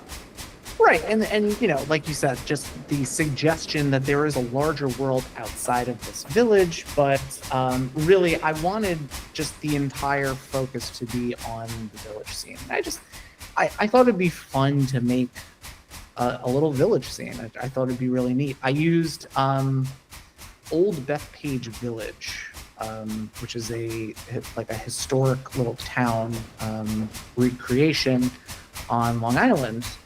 And I used that as the inspiration for kind of like the overall look of the town. But yeah, I would try to find a few buildings that would speak to me. I knew there were a couple things that I really wanted. I knew I really wanted the Stone Tavern. The Stone Tavern is based off of a bar that I would go and have a drink at the end of the day when I would visit the Strasburg Railroad, called the Revere Tavern on Route 30 in Paradise Township. Unfortunately, the bar, it actually closed last year, but it's a historic stone tavern, and they have like a modern bar room at the base. But it was a historic structure that dates back to that time period. So I was like, I really want a tavern somewhere on this, and I made a little fake stone kind of facade. The one historic structure that exists, there is one house, there's one residence on the layout, and this is called the Kingsland Homestead, and this is a nod to the Queens Historical Society in Flushing. So the Historical Society, I did some video work for them in the past, I volunteered with them in the past, and I love the house. The house actually was in Flushing Village in 1838. So, and it's still there today. You can see it. And I replicated it almost to a T from the way it appears now. So that's the one building I wanted to have from real life because of the sentimentality behind it. Awesome. That makes sense. So he's talking about this building here. It looks nothing like this. If you look at photos of his layout, it's the big yellow building in the upper left corner. I couldn't find anything that quite had the right look. This was just something that I felt would fit the other buildings. But it explains why I couldn't find anything quite like it, knowing that it is a more distinct house. It is, yeah. I think so. It was kind of it's being a little bit of a history geek here. Apparently, the house had a fusion of I think Dutch and Germanic architecture into one. I think the design was actually commissioned for a somewhat wealthy merchant or sea captain with the last name. It's completely escaping me at the moment. But yeah, I mean, it was a very distinctive house with very distinctive features, and it definitely has that distinctive yellow paint It really is like it's really something if you see it in person. It's quite astounding. Well, nice that you were able to find a way that you could incorporate one structure that's a specific real life prototype with these others, and they all just naturally fit. Yeah. Like that's something I tried to pick buildings that were cohesive, but if you look at photos of his layout, they all look like they belong together, which is the art of whether you're scratch building or choosing off the shelf kits, is making things where there's that cohesion between them. Yes. And I wanted to try to paint so one of the things I really wanted to do was I wanted to kind of like have this layout be very colorful, because one of the things that we tend to forget is, you know, the past was actually very colorful. You know, we're so used to black and white or sepia tone Civil War photographs, but the truth is the trains and the buildings of the day were painted in very elaborate paint schemes. You know, the more gaudy elements, gaudy is a strong statement, but like some of the more polished elements, the more ornamentation that we would see later on wasn't really around in the 1830s on locomotives. But they were still, you know, there was still like a color. There were still bright colors. There was a lot of locomotives were painted green. The lagging on the boilers were painted green. They would have brass boiler bands, and some of the rolling stock would be painted different colors. So that was actually something that I used for inspiration for the boxcar. The boxcar was scratch built, or as I called it, the burden car. That's what they referred to it at the time. It wasn't really like a box car per se. I used the general paint scheme from a painting of a Baltimore and Ohio railroad train approaching Harper's Ferry from, I want to say, 1842. And it's really, the train is kind of dwarfed by the scenery. And if you've ever been to Harper's Ferry, you can see why. I mean, you have those giant those cliffs that are overlooking the town. It's stunningly beautiful. Yeah. But if you magnify the scene, you can make out some incredible details. So there's a little grasshopper engine, and the grasshopper engine is painted green, and the cars actually vary in color. And there were some box cars, and I tried to like kind of replicate that. Yeah, no, I think it's in general, the kit bashing that you did with your models, so that, I mean, some of them are more straight representations like your Lafayette, but then that the one that's part Bachman, DeWitt Clinton, part John Bull, but the John Bull really doesn't look recognizable to its starting point. Yes. Because you're basing it more on that original British design rather than Correct. the Americanization of it. Right. Really gives it character too. So it isn't just, oh, there's the DeWitt Clinton, and oh, there's the John Bull.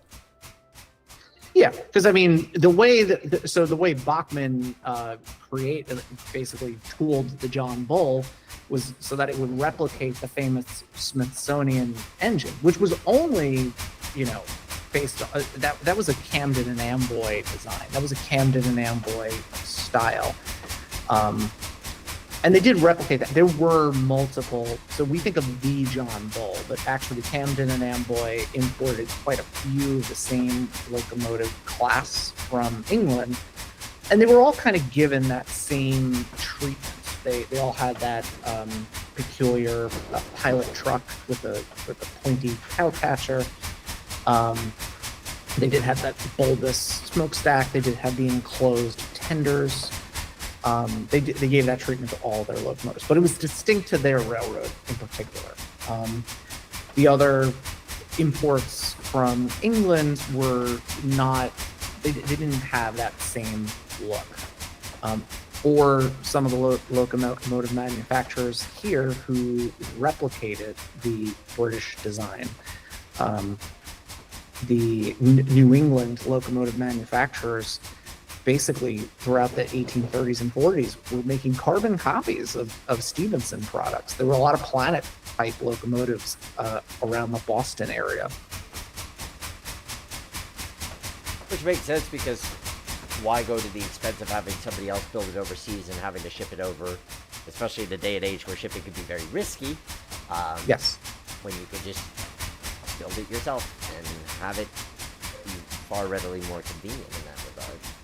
Yeah. And patent enforcement was not quite what it is today.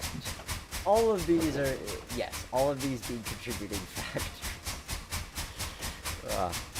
So, yeah, oh, and that was the other thing I was going to say, too. Everything's designed to operate the same direction, so your sidings are all facing the same direction.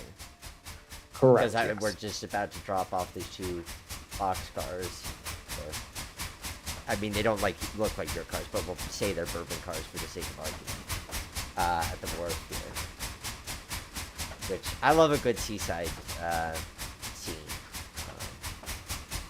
Those of you who were along for the ride for when we were building the Lolita and Mad River Ian Rice track plan will know that we really got into the seaside spirit of things. There was even a sea shanty involved.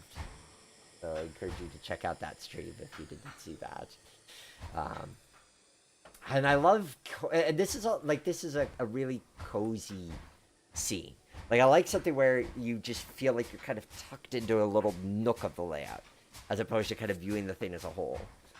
And your photos capture that well, too, which is, again, I encourage people to check out the Facebook page for the Flushing and Brooklyn to see the real-life version of this. So, Frank, what I'm realizing, when you say you have not yet had the opportunity to display this layout, what this sounds like to me, forgive me for being so bold, is I make my way up to New York City on a date that aligns with some train show, and we figure out the way to get this into a U-Haul truck, to get it to said train show, and display it at said train show. It sounds very enticing. I definitely would love to take that conversation offline and put our heads together.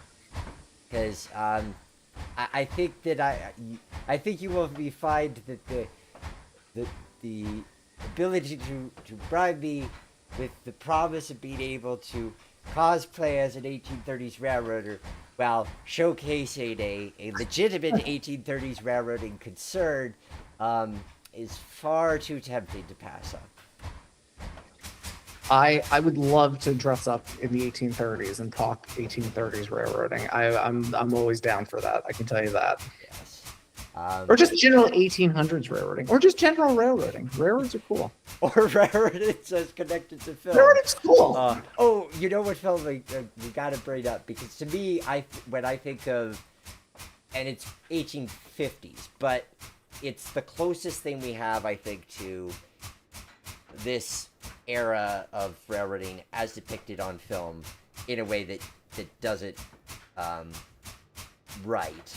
Not necessarily the most authentically, but just has the character of it, would be the Great Train Robbery, sometimes known as the First Great Train Robbery, with Sean Connery.